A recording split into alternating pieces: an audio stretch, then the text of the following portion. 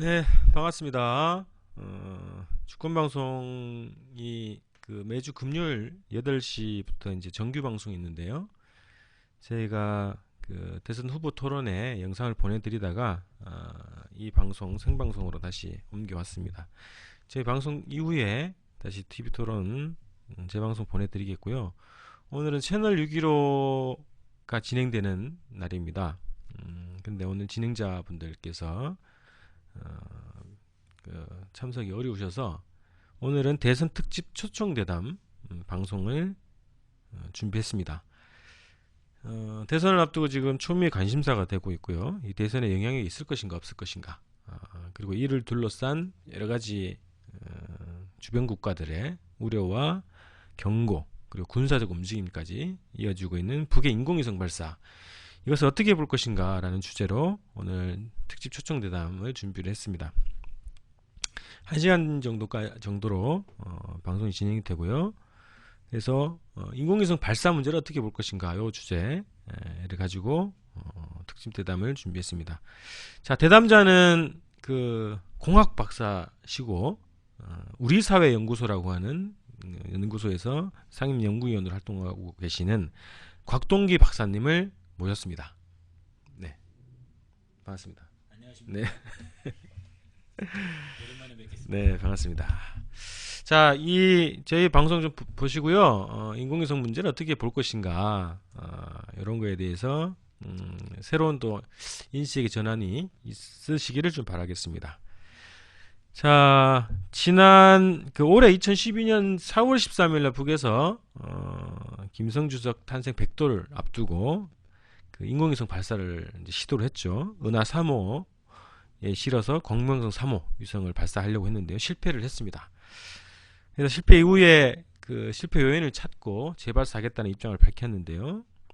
최근에 인공위성 발사를 하겠다 다시 이제 발표를 했습니다. 그래서 12월 10일과 22일 사이에 은하 3호, 광명성 3호를 재발사한다, 이런 입장을 밝혔습니다. 그래서 이것을 둘러싼 여러 가지 논란들이 많죠. 정부 측에서는 미사일로 규정을 주로 하는 모양입니다.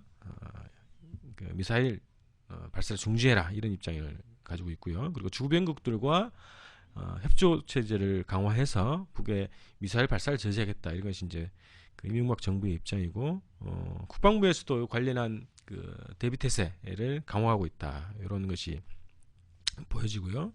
그럼 미국, 일본, 그리고 뭐 중국, 러시아 등 주변국들이 관련한 입장들을 내놓고 있습니다. 자, 그래서 오늘은 이 인공위성 발사 혹은 로켓 발사, 미사일 발사, 여러 가지 뭐 얘기들이 많이 나오고 있는데요. 저희는 이제 인공위성 발사로 일단 봐야 되지 않겠는가, 일단 우선 생각을 하고요. 자, 그래서 이것이 가지고 있는 정치적 의미, 군사적 의미, 그리고 과학기술적 의미가 뭔가, 그리고 인공위성이라고 하는 기술의 어떤 기술인가, 도대체 어떤 영향력을 주는 기술인가, 이런 주제로 이야기를 좀 나눠보겠습니다. 자, 올해 그 한 달을 남겨놓지 않은 올해 2012년에 이제 또 발표를 했습니다. 발사하겠다고. 예, 그렇습니다. 그래서 이제 첫 번째 주제는 북이 왜 이 로켓 혹은 인공위성, 혹자는 미사일이라고 얘기하는데요. 미사일은 아닌 것 같은데 어쨌든 발사하려고 하는가, 그 주제로 한번 얘기를 해보겠습니다. 자, 북에서 이제 위성 발사의 이제 과정, 그동안 어떤 과정을 거쳐서 지금 올해까지 오게 됐는지 좀 정리 좀 네, 부탁드리겠습니다. 네, 먼저 한 가지 좀 약간 이 발언에 대해서 수정할 게 하나. 네네네. 그 지난 4월 13일에 발사한 이제 북한 은하 3호, 네. 기본적으로 궤도 진입에 실패. 그러니까 발사 이제 실패가 아니라, 네, 실제로는 그렇죠. 발사 준비와 위성의 장착, 점화, 카운트다운과 점화 과정, 그리고 이제 기본적 1단 로켓의 추진과 이제 이 이주까지는 네네. 전체적으로 진행이 됐지 않습니까? 음, 근데 실제로 이제 남쪽에 저희 참 남쪽이라고 표현해가지고 또 문제될지 모르겠습니다. 저희 통합진보당 이정희 후보께서 그렇게 말씀하셨는데 지금은 남북 간의 관계를 말하는 거기 때문에 네네. 북한 정부를 얘기할 때는 상대적 개념으로 남측이라고 할 수 있겠죠. 음, 저희 국방부에서 발표를 하기를 그 한 2분 정도 뒤에 그러니까 이제 점화한 시각이 7시 38분 50 몇 초예요. 네. 그때 점화를 했는데 점화하고 나서 쫙 올라가는 거를 저희 그 이제 이지삼이죠. 세종대왕 함에서 전체적으로 추적을 해왔다. 그런데 발사한 지 2분여 뒤에 이 뭔가 이렇게 좀 이제 폭발 그러면서 전체적으로 보면 4분 뒤입니다. 그래서 약 한 42분 경에 그 남쪽 150km 정도 되는 해상 그러면 저희 쪽으로 오면 전라북도 그 변산반도 앞바다가 되겠죠. 그쪽에 약 한 10개에서 그 정도의 파편으로 이렇게 이제 떨어졌다. 그렇게 얘기를 했거든요.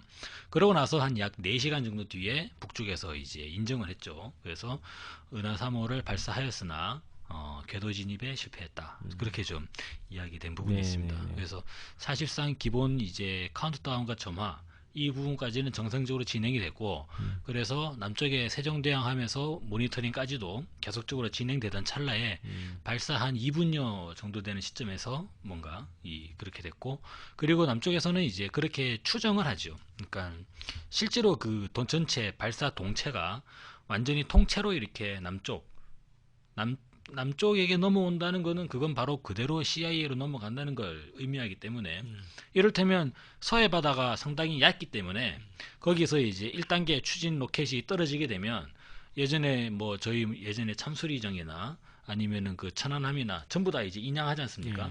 그러면 당연히 이 주한미군부터 시작해가지고 인양해가지고 가져갈 거다 이렇게 되는 거죠. 그래서 그거를 이제 자동 폭파 장치로 원격 조정을 해가지고 원격 폭발을 시키고 그래가지고 이제 파편이 떨어지는 그런 과정으로 보는 게 맞을 것 같습니다. 그래서 이 전체적으로 보면 그 한 발사되고 나서 한 2분여 정도 지난 시점에서 그래서 남쪽의 항공대학교의 제가 좀 죄송합니다. 교수님 성함이 좀 생각이 안 나는데 그분이 결과 보고서를 이제 제출하셨는데 어떻게 제출하셨냐면 일단 로켓의 추진이 점화가 이제 연소가 완료되고 나서 그 다음에 2단 로켓으로 추진 점화가 될 때 1단 로켓이 분리가 이루어져야 되는데 그것이 미처 분리가 되지 않은 상태에서 2단 로켓에 점화가 되면서 좀 이상이 된 거 아니냐라는 하나의 가설을 추정을 하신 적이 있어요.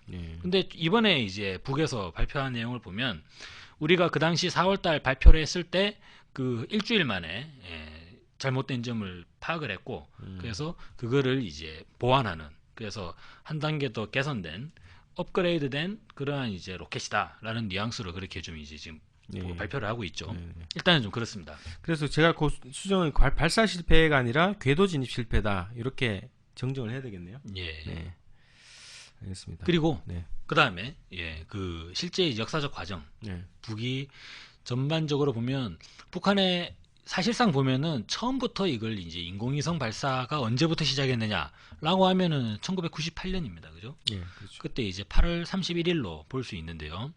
그 당시가 광명성 1호 로켓을 처음으로 이제 발사했던 시점이라고 보여지는데 그러면 그러한 이제 북한의 우주 발사체, 인공위성 발사체는 그때 난데없이 갑자기 나타났다고는 볼 수가 없고요. 실질적으로는 북한의 그간의 어떤 이제 그 단거리 미사일부터 전체적으로 쭉 이러한 이제 발전 과정이 있습니다. 그러다 보니까 보수 세력이나 이것도 뭐 어차피 인공위성 발사도 어차피 대륙간 탄도 미사일하고 다 다를 게 뭐냐 이런 식의 주장을 하고 있는데요. 사실상 북한이 이제 발사체 기술을 보면 1993년이죠. 그래서 노동 1호 미사일을 발사를 했는데 그게 일본 열도를 넘겨버렸어요. 일본 열도를 뛰어넘어가지고 태평양 바다에 떨어지지 않습니까? 그렇죠. 그때 일본 사람들이 완전히 그 패닉 상태에 빠졌죠. 공포 분위기에.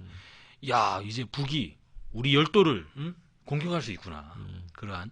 근데 가만히 보면 북한은 그때부터 시작해가지고 지금 약 한 10몇 년, 거의 한 20년이 다 되고 있는데 20여 년간 꾸준하게 그러한 발사 기술을 개량을 해오고 있습니다. 발사 기술을 개량을 해오고 있는데 그 방향이 어떻게 되느냐? 기본은 우주로 나가는 거죠. 우주로 나가는 거다. 그러니까 어떻게 보면은 대륙간 탄도 미사일이라고 하는 것도 실질적으로는 우주 공간을 이용하는 것이죠.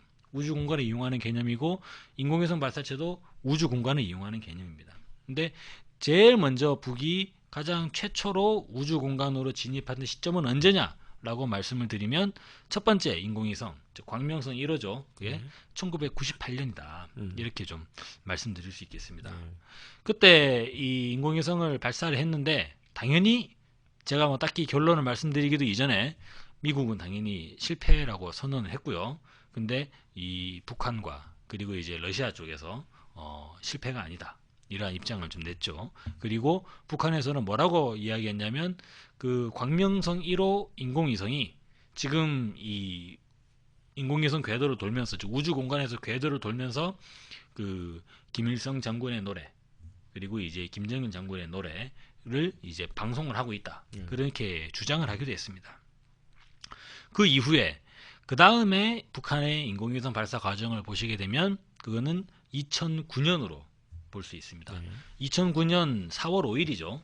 2009년 4월 5일에 은하 2호 그때는 이야기가 많이 있습니다. 지금 보면은 이제 사실상 그때 은하 2호의 발사 전 과정을 지금의 이 김정은 국방위원회 제1위원장이 발사 전 과정을 실제로 이제 관할했던 거 아니냐라는 그런 추정도 좀 있죠.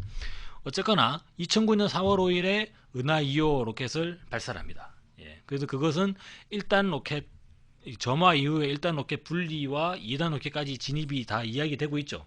근데 미국 쪽에서는 뭐라고 이야기했냐면 그 나사에 보면 미국의 미 항공우주국의 나사의 전체 홈페이지에 보면 전체적으로 발사되는 인공위성 발사체에 대해서 이 실패했으면은 fail이라는 표시가 이 기록이 되어 있습니다. 그렇죠. 그런데 북한이 발사한 은하 2호, 광명성 2호 인공위성에 대해서는 fail이라는 기록이 찾을 수가 없죠.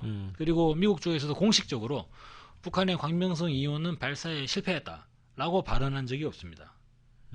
그러니까 찾을 수 없다.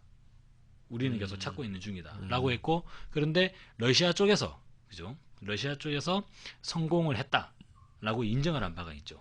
그래서 나오는 방송을 청취를 했다 뭐 이런 얘기가 있죠. 그래서 광명성 2호에 대한 진위 여부는 아직까지 공방을 벌이고 있다. 이렇게 좀 말씀드릴 수 있고요. 사실상 이 광명성 2호에 대한 공방 여부는 이 북한이 핵보유국이냐 아니냐 그러한 공방과 좀 유사하다고도 보여집니다. 왜냐하면은 북한은 2번에 걸친 지하 핵실험을 했지 않습니까? 그러면 당연히 핵을 보유했을 텐데 실제로는 미국에서 인정하지 않고 있거든요. 그래서 북한을 얘기할 때는 다들 이렇게 표현하지 않습니까? 사실상의 핵보유국. 그렇게 이야기를 하죠. 왜냐하면 대놓고 핵보유국이라 얘기할 수 없는 거예요. 왜냐면 그렇게 하면 국가보안법 위반이 되죠. 막 고무찬양이 돼버리는 거예요. 네. 그래서 근데 핵실험을 또 성공을 했기 때문에 사실상의 핵보유국 이런 표현을 하지 않습니까? 그래서 저희도 북한의 이 인공위성 발사에 대해서 사실상의 인공위성 보유국 내지는 사실상의 인공위성 발사국 뭐 이런 표현이 어떨까 생각을 또 한번 해보긴 합니다. 그래서 그때 두 번째 이 은하 2호 이 발사가 진행이 되고 이번에 세 번째 그죠? 2012년에 아까 방금 말씀하신 바와 같이 그 북한은 4월 15일을 상당히 중시하고 있죠. 이른바 태양절이라고 하면서 그래서 태양절 100주년을 기념을 하면서 4월 13일에 발사를 하였으나 그 궤도 진입에 실패해서 우주 공간 궤도의 진입에 실패하게 되면서 이번에 다시금 발사를 하게 됐습니다. 그래서 한 3번 발사를 일단 했고 2번 성공했고 1번 실패했고 4번째 로 주장을 하고 있죠. 그래서 북한의 주장에 따르면 그렇게 되는 거죠. 자, 나사 홈페이지가 지금은 뭐 지금 그 내용은 삭제된 것 같은데 98년도에 인공위성인 그 광명성 1호죠. 1호가 성공했다. 실패하지 않았다 이런 표현이 있습니다. 그래서 그 검색을 해보시면 그 자료를 볼 수 있습니다. 자, 그러면 왜 지금 이 시기에 그래서 2012년 12월 한 달 정도 남았는데 이 시기에 그것을 쏠려고 하는가? 그 정치적 의미? 이것이 무엇으로 보십니까? 그렇습니다. 기본적으로는 이번에 발사하는 이 은하 3호, 즉 광명성 3호가 되겠죠. 이 광명성 3호는 기본적으로 지난 4월 달에 우주 공간에 진입시키려고 했던 그 광명성 3호를 이제 수행하는 것이다. 기본적으로 그렇게 좀 보실 필요가 있지 않는가. 그러면 그 정치적 의미도 사실상 지난 4월 달에 발사하려고 했던 광명성 3호 그것을 이렇게 이제 확인하는 그런 과정으로 좀 볼 수 있겠습니다.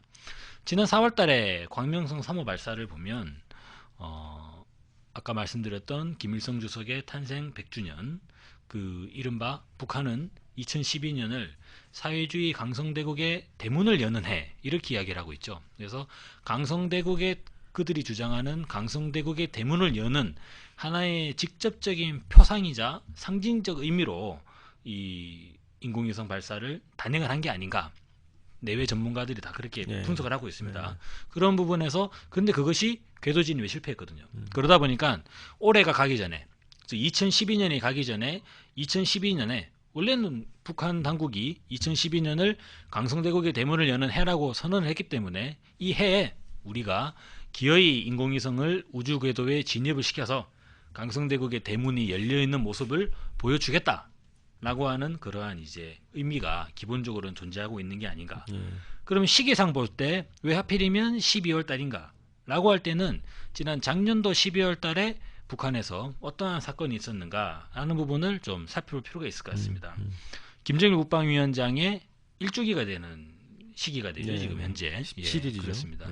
그때 이제 12월 17일에 갑자기 전 세계적으로 속보가 타전되면서 북미 관계 한반도 정세가 완전히 새로운 국면으로 이제 전환됐던 점이 있습니다. 그래서 그런 면을 봤을 때 지금 이제 김정일 국방위원장의 일주기를 맞이하고 있는 이 상황에서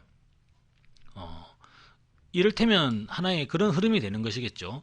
김정일 국방위원장의 유훈을 김정은 국방위원회 제1위원장이 그 유훈을 관찰한다라는 그런 의미에서 지금 이 12월 달 국면에서의 발사 이런 의미가 있는 게 아닌가 판단이 됩니다. 그래요. 이게 어쨌든 그 북 자체의 국가 발전 계획, 국가 발전 전망, 그리고 북에서 이제 목표를 잡고 있는 2012년이라고 하는 이제 의미, 그 의미를 극대화하기 위한 하나의 이제 상징적 조치일 수도 있겠다, 이렇게 좀 보여지는 거고요.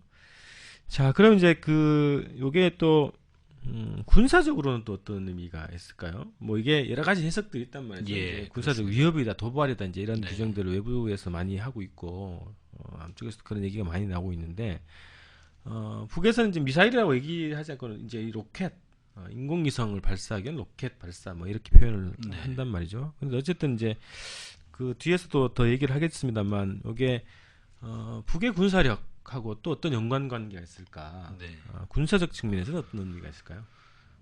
기본적으로는 이 지금의 보수 언론들 제도에서 주로 이제 하는 이야기를 뭐냐면 북한이 미국 본토에 도달할 수 있는 그런 대륙간 탄도 미사일을 개발하기 위해서 그들의 표현을 보면 아직까지 개발되지 않은 거예요, 북한은.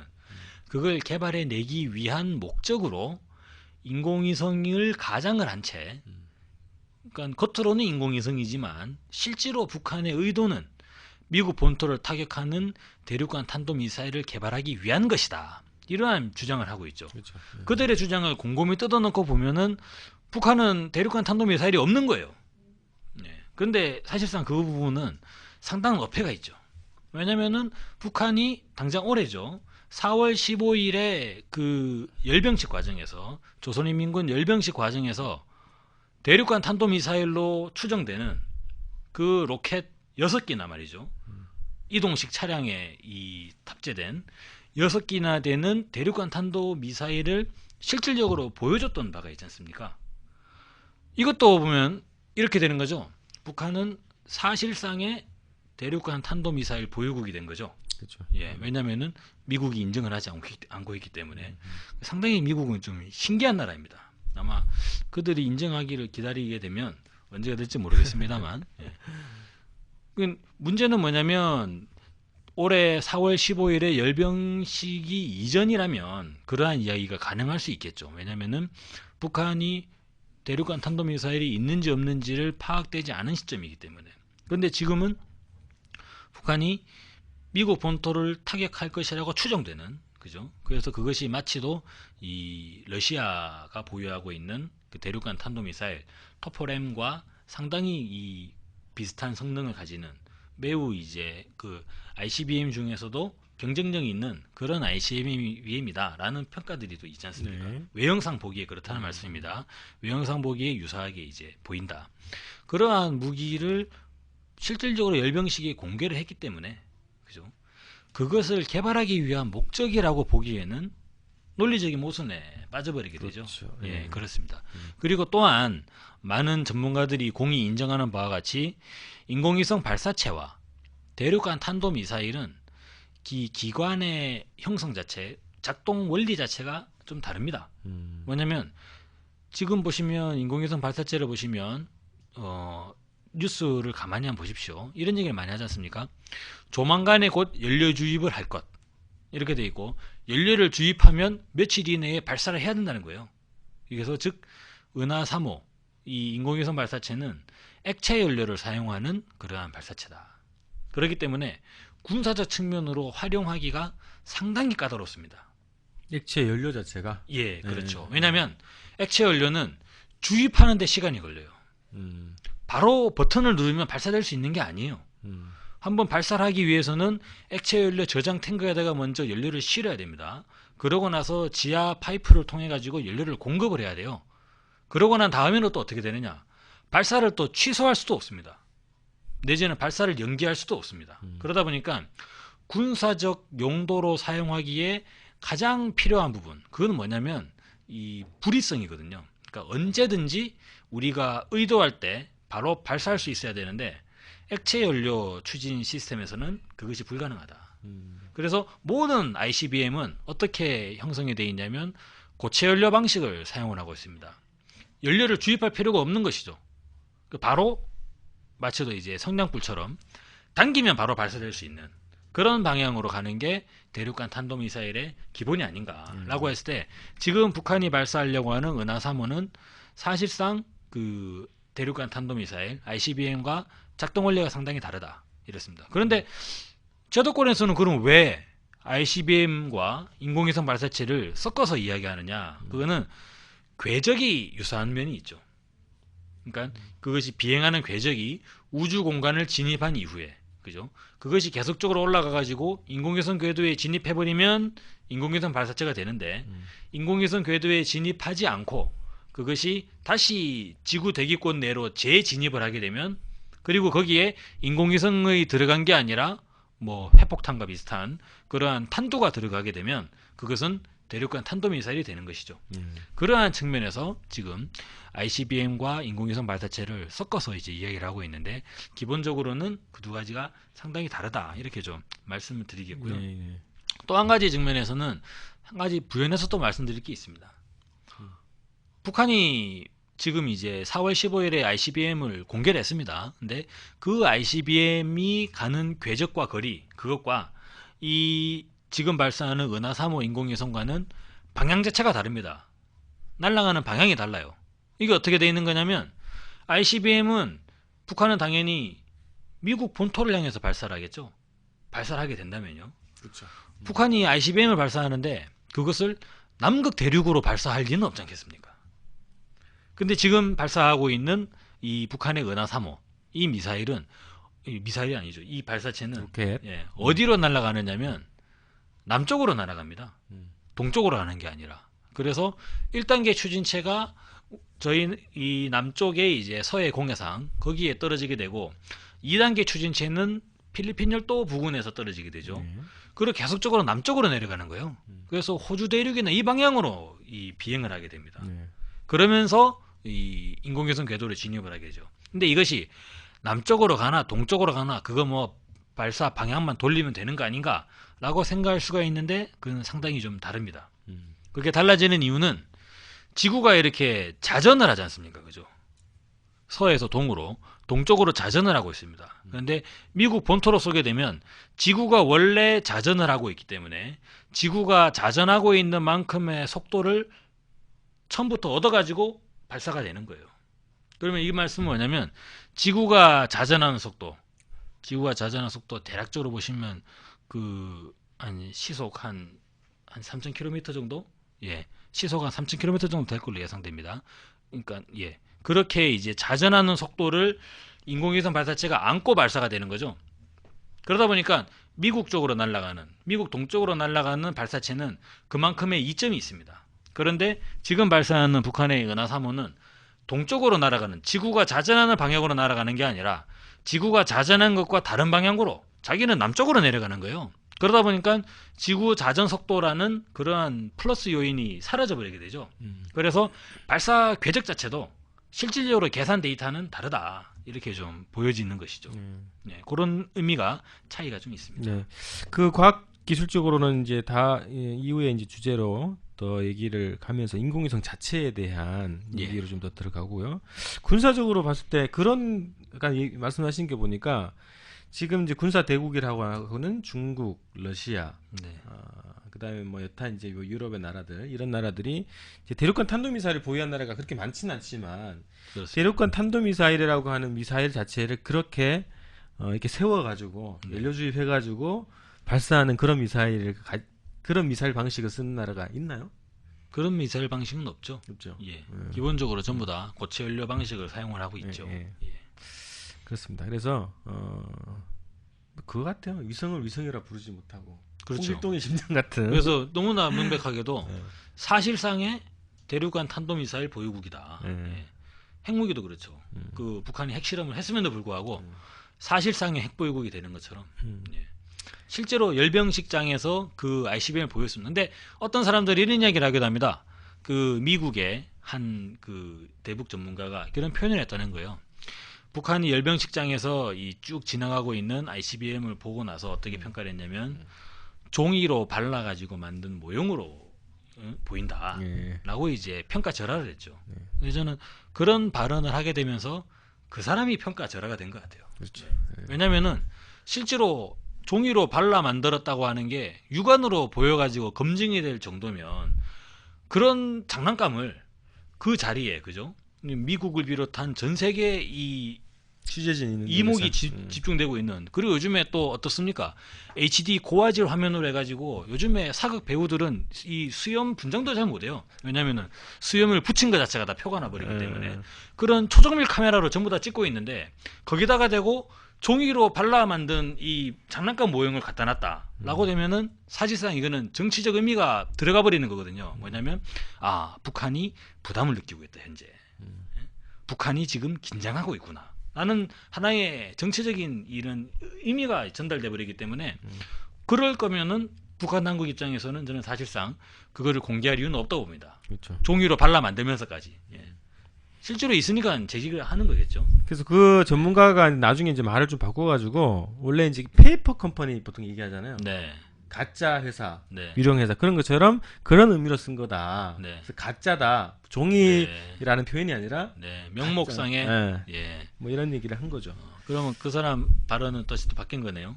예. 그렇죠. 뭐 다 재해석을 해준 거죠. 다시 부연 설명을 해주면서 이제 예. 종이로 했다는 뜻이 아니다 이렇게 얘기를 하기로 했습니다. 자, 그러면 그 북 자체로 봤을 때 북의 이제 과학 기술을 굉장히 많이 강조를 하고 있단 말이죠. 이제 네. 21세기는 뭐 과학 기술의 시대다, 정보의 시대다 이런 얘기를 하면서 과학 기술에 대한 굉장히 큰 국가적 이제 영향을 투입하고 있는데, 자 그런 차원에서 봤을 때 북이 이제 쏘려고 하는 이 위성이 북의 과학 기술적 이 현황과 목표와 이런 걸로 봤을 때 어떤 의미가 있는 건지 네. 이거 좀 말씀해 주세요. 일단은 두 가지로 살펴볼 수 있을 것 같습니다. 첫 번째는 이제 발사체, 그 이제 그 우주 발사체의 동체에 해당하는 부분. 두 번째는 거기에 실어서 발사하는 인공위성에 해당하는 부분. 이렇게 나누어서 좀 볼 수 있겠습니다. 제일 중요한 거는 발사체 기술이죠. 이른바 흔히 그 벤치마킹이라는 말을 많이 하지 않습니까? 남 거 보고 뺏기는 거. 그리고 리버스 엔지니어링 이런 표현을 합니다. 그건 뭐냐면 다른 경쟁사가 이제 개발한 이 시제품을 입수를 해가지고 그거를 그대로 분해한 다음에 역조립하는 거죠. 그러면서 거기에 해당되는 제품을 복제품을 만들어내는 방식. 그걸 리버스 엔지니어링 이렇게 표현하지 않습니까? 근데 이 우주 발사체는 벤치마킹 내지는 리버스 엔지니어링이 불가능한 거다 이거죠. 왜냐하면 시중에 시판되지가 않지 않습니까? 그렇죠. 사올 수가 없죠. 네. 예를 들어서 BMW 승용차라든지 벤츠 같은 거 있지 않습니까? S600 시리즈나 뭐 BMW 뭐 750 이런 거는 독일이 팔잖아요. 그러면 그거를 수입을 해가지고 뜯어볼 수는 있지 않습니까? 적어도 수입할 수가 있잖아요.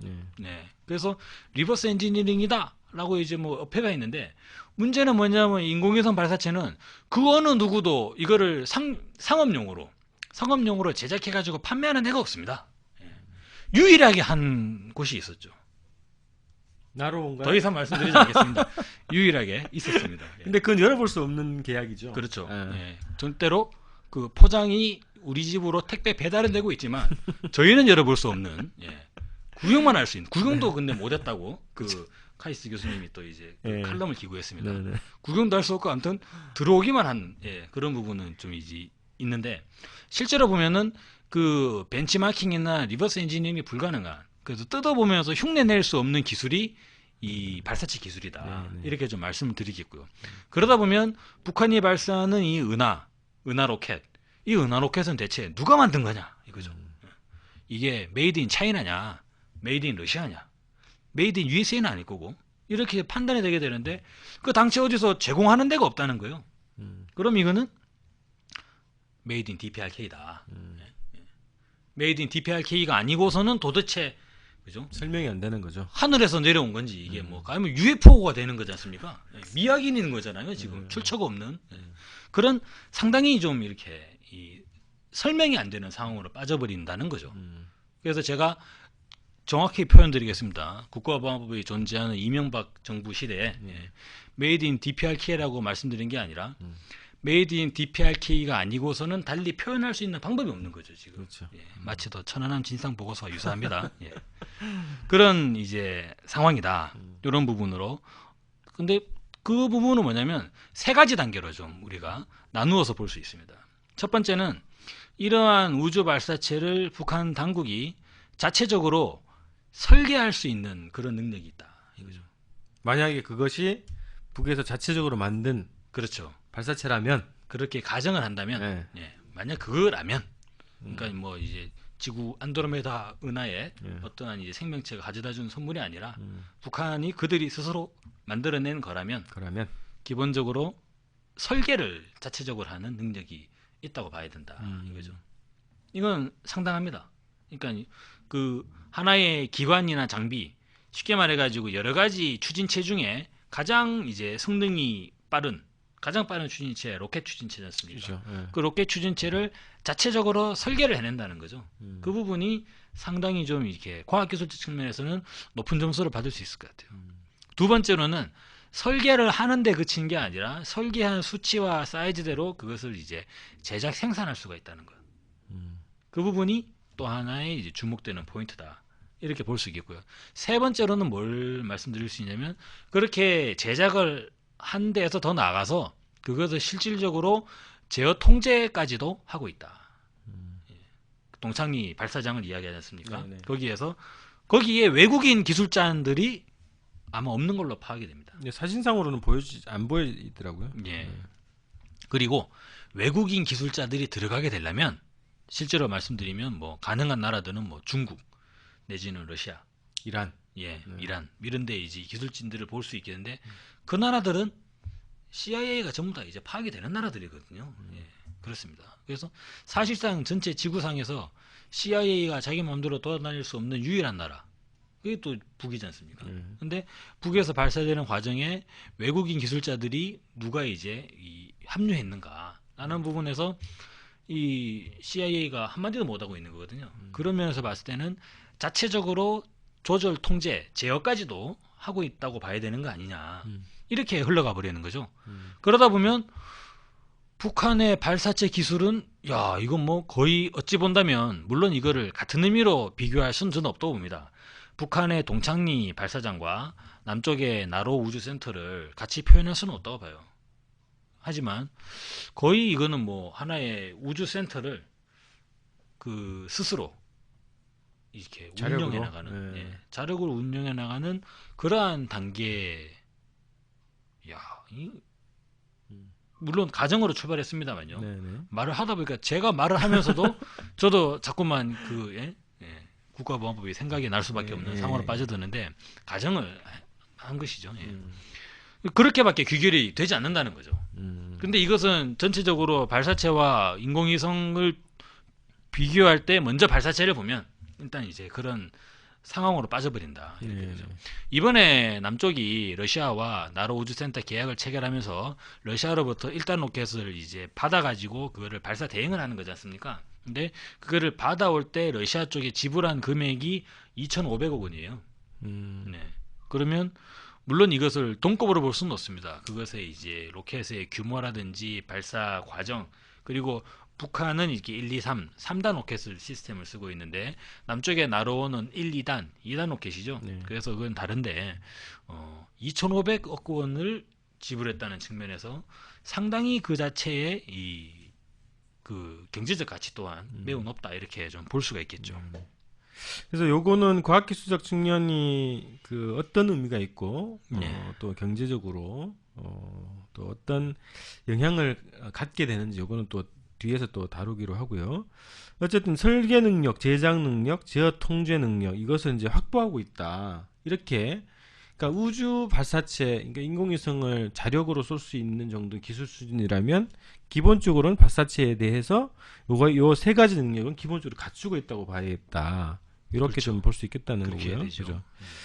자, 그래서 북 자체에서는 뭐 인공위성 발사가 이 과학기술 강국을 또 상징적으로 또 보여줄 수 있는 이제 그런 또 매체가 될 수 있겠다 이렇게 보여지겠네요. 그게 사실상 북한 당국이 강조하는 그 CNC 그 연화기계 그 개발 기술자들이 이제 생산했다고 하는 북한의 그 공작기계지 않습니까?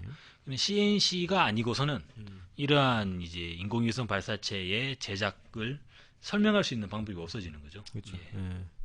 그래서 이제 이 아까 말씀하셨던 것처럼 이제 설계를 할 수는 있다 치더라도 그 오차가 굉장히 적어야 된단 말이죠. 네. 인공위성이 굉장히 예민한 거기 때문에 그거를 이제 망치로 두드려서 발사체를 만들 수 있는 게 아니고 CNC라고 하는 컴퓨터 제어 기술 기계 공작 기계 이것이 동원돼야 그 정도의 오차 범위 내에서의 제작을 가능하게 할 수 있다.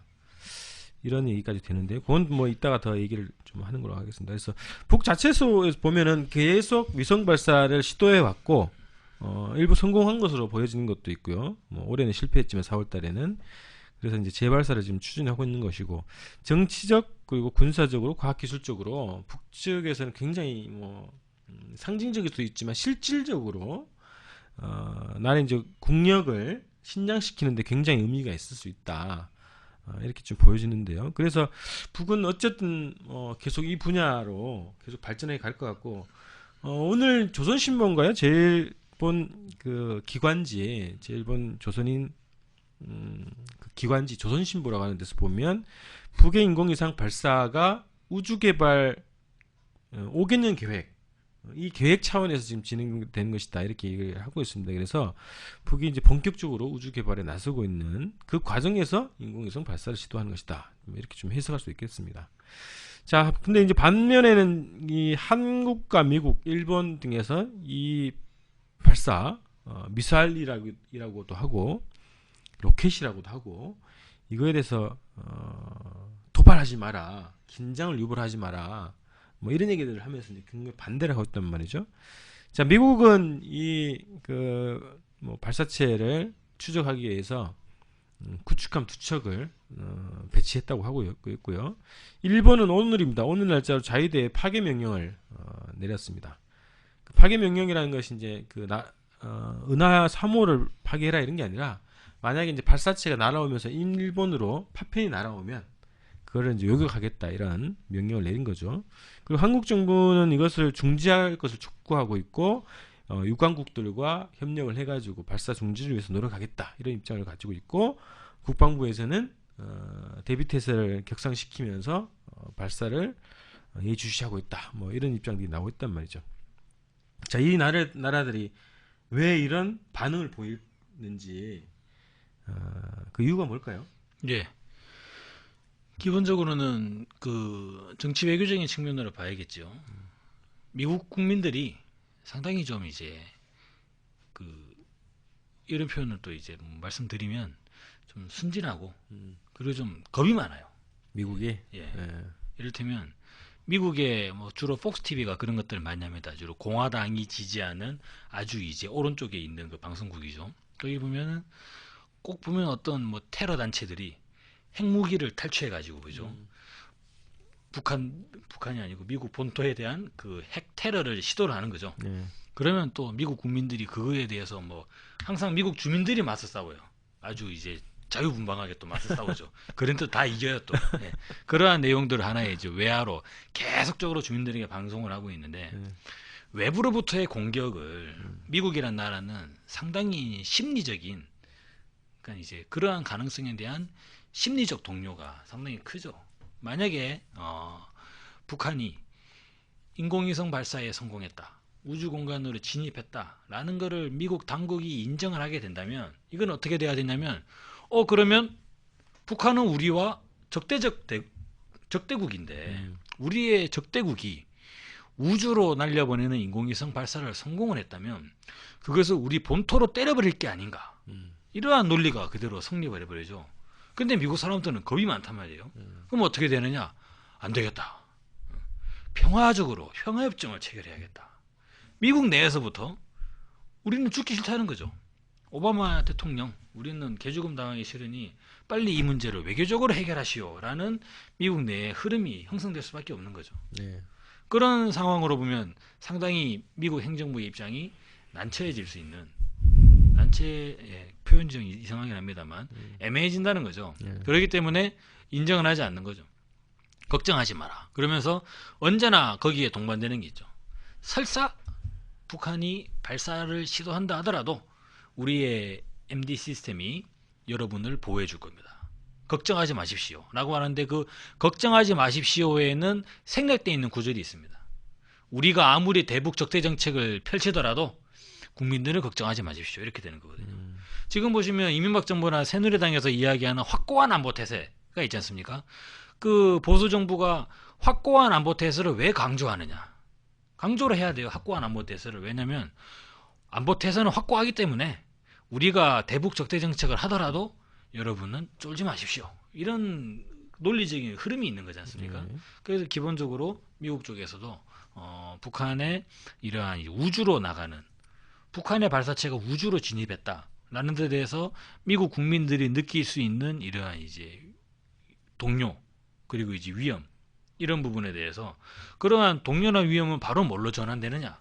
한반도 평화 체제에 대한 강렬한 열망으로 나타날 수밖에 없는 거지 않습니까? 그렇기 때문에 저는 기본적으로 미국 당국은 대북 적대 정책을 계속적으로 추진해야겠다. 그리고 북한 정권을 기어이 무너뜨려야겠다라고 판단을 하고 있는 이상은 절대로 북한의 핵실험이나 북한의 이 인공위성 발사를 인정하고 수긍할 가능성은 없지 않겠나, 이렇게 좀 판단이 됩니다. 그래요. 그러면 실제 이제 근거, 막을 수 있는 근거와 명분은 있는 건가요, 지금? 그 미국은 이제 이렇게 이야기하죠. 유엔 제재 결의안. 유엔 제재 결의안을 보면 유엔 이제 18745가 있죠. 유엔 안보리 제재 결의안을 보면 어떠한 종류의 뭐 발사체, 이렇게 좀 표현이 되어 있긴 합니다. 근데 그것을 근거라고 삼긴 하는데, 저는 근거와 명분보다도 막을 수 있냐, 미국이 지금 이거를 실질적으로 막을 수 있냐, 막을 결심이 있냐, 일단 그거부터 시작해서 그리고 진짜로 막을 수 있는 수단과 방법이 있는가, 이것이죠. 인공위성 발사체가 어떠한 속도로 발사가 되게 되냐면 초속 7.8km로 날아가게 됩니다. 그러면 1초에 약 8km가 날아가는 거거든요. 그러면 여기가 지금 마포구지 않습니까? 그러면 1초 뒤에 서대문이고 1초 뒤에 종로까지 간 거예요. 또 1초 뒤에 동대문까지 가는 거죠. 그런 속도로 매우 빠르게 진행하고 있는 이 우주 발사체를 미사일로 맞춘다는 거 아닙니까? 이것이 과연 미국 내에서 그 MD의 성공 가능성에 대한 여전히 이제 논란은 있고요. 지금 일본이 이야기하고 있는 요격이라고 말하는 것도 그 진행자께서 잘 말씀해 주셨는데, 발사체의 첨단을 요격한다는 얘기가 아니죠. 그렇죠. 그러니까 이것이 잘못되게 되면 더 이상 이제 추진을 안 하게 되지 않습니까? 추진을 안 하게 되면 급속도로 속도가 줄어들게 되죠. 떨어지게 되면서요. 원래 보시게 되면 쫙 날아오다가도 갑자기 잘못되게 되면 슝 하면서 이상하게 떨어지지 않습니까? 이렇게 속도가 급속도로 감소되는 찰나에 떨어지는 파편, 그런 정도는 뭐 우리 재팬도 요격할 수 있지 않겠나라고 이제 그들은 이야기하고 있는 거죠. 근데 실제로 매우 빠른 속도로 나가고 있는 그 발사체 자체를 요격한다는 거는 지금까지의 기술로 봤을 때 그것이 과연 가능성이 있는가 하는 부분은 재검토를 해봐야 된다 하는 것이죠. 그래서 실제로 북한 당국이 발사를 했다면 그것을 막을 수 있는 방법보다는 과연 이것을 막는다면 그거는 단 한 가지 방법밖에 저는 없지 않는가. 외과 수술식 타격이죠. 예. 동창리를 예, 그렇죠. 예전에 부시 행정부 시절에 럼스펠드 국방장관이 얘기하듯이 외과 수술식 타격으로, 그죠? 그들이 주장하는 인공위성 제어 그 미사일이죠. 그걸로 선별적으로 이제 폭격하는 것 외에는 과연 방법이 있는가 하는 거죠. 네. 그렇죠. 폭격하면은 바로 끝나는 거죠. 예. 그거는 전쟁이죠. 제3차 세계대전 발발되는 거죠. 예. 그래서 뭐 그 유엔 안보리 결의 얘기했는데 이거는 오래됐어요, 너무. 그렇습니다. 경제 제재 이런 것도 뭐 오래됐고, 근데 실효성이 없다는 것이 이제 증명되어 온 역사인데, 뭐 유엔 안보리 결의를 위반했다, 유엔 안보리 의장 성명을 위반했다 이렇게 주장은 많이 할 수 있지만, 뭐 북은 항상 그런 환경 속에서 살아왔지 않습니까, 그죠? 단 한 번도 의장 성명을 인정한 적이 없죠. 예. 예. 그래서 평화적 우주 이용 권리가 있는데 왜 막냐 이렇게 이제 북에서 주장을 하고 있기 때문에 뭐 말싸움은 여러 가지 할 수 있지만 실질적으로 위성 네. 발사 자체를 로켓 발사 자체를 막을 수 있는 수단 방법은 없다. 전쟁을 각오하지 않고서는 뭐 그런 거죠. 사실상 이게 논리적인 측면으로 보면 그런 식으로 빠지는 거예요. 마치도 이것이 그 고양이 목에 방울 달기 같은. 그러니까 여러 가지 내용들은 나오고 갑론을박을 하게 되는데 북한의 인공위성 발사를 어떻게 막을 것이냐라고 세계 여러 나라들이 모일 수도 있습니다. 그리고 이것을 이명박 정부가 또 이제 주동을 해가지고 모을 수도 있겠죠. 이게 또 이제 표현이 그렇다고 해서 북한이 고양이고 나머지 나라가 쥐라는 얘기는 아닙니다. 물론 이 지금 이명박 대통령을 가지고 그 아까 제가 발언한 그 동물에 비유하는 그런 풍자는 많이 있긴 합니다만 제가 그런 뜻으로 드린 말씀은 아니고 논리적인 측면을 생각해 봤을 때 네. 세계 여러 나라들이 모여서 북한의 인공위성 발사를 어떻게 막을 것인가라는 걸 아무리 얘기해 봐야 방법이 나오냐는 거죠. 그렇죠.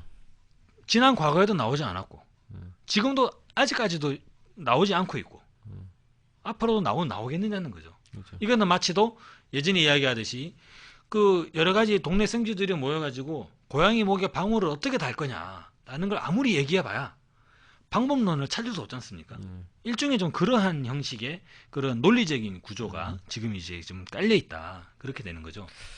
그 제가 보기에는 이거는 어쨌든 이제 그 4월 때 다 공개를 했죠. 외신들 다 초청해가지고 발사장도 다 보여주고 인공위성도 다 보여줬단 말이죠. 그래서 저는 우리 국민들도 다 그럴 것 같아요. 저 위성이네, 위성 발사하네. 근데 실패했구나.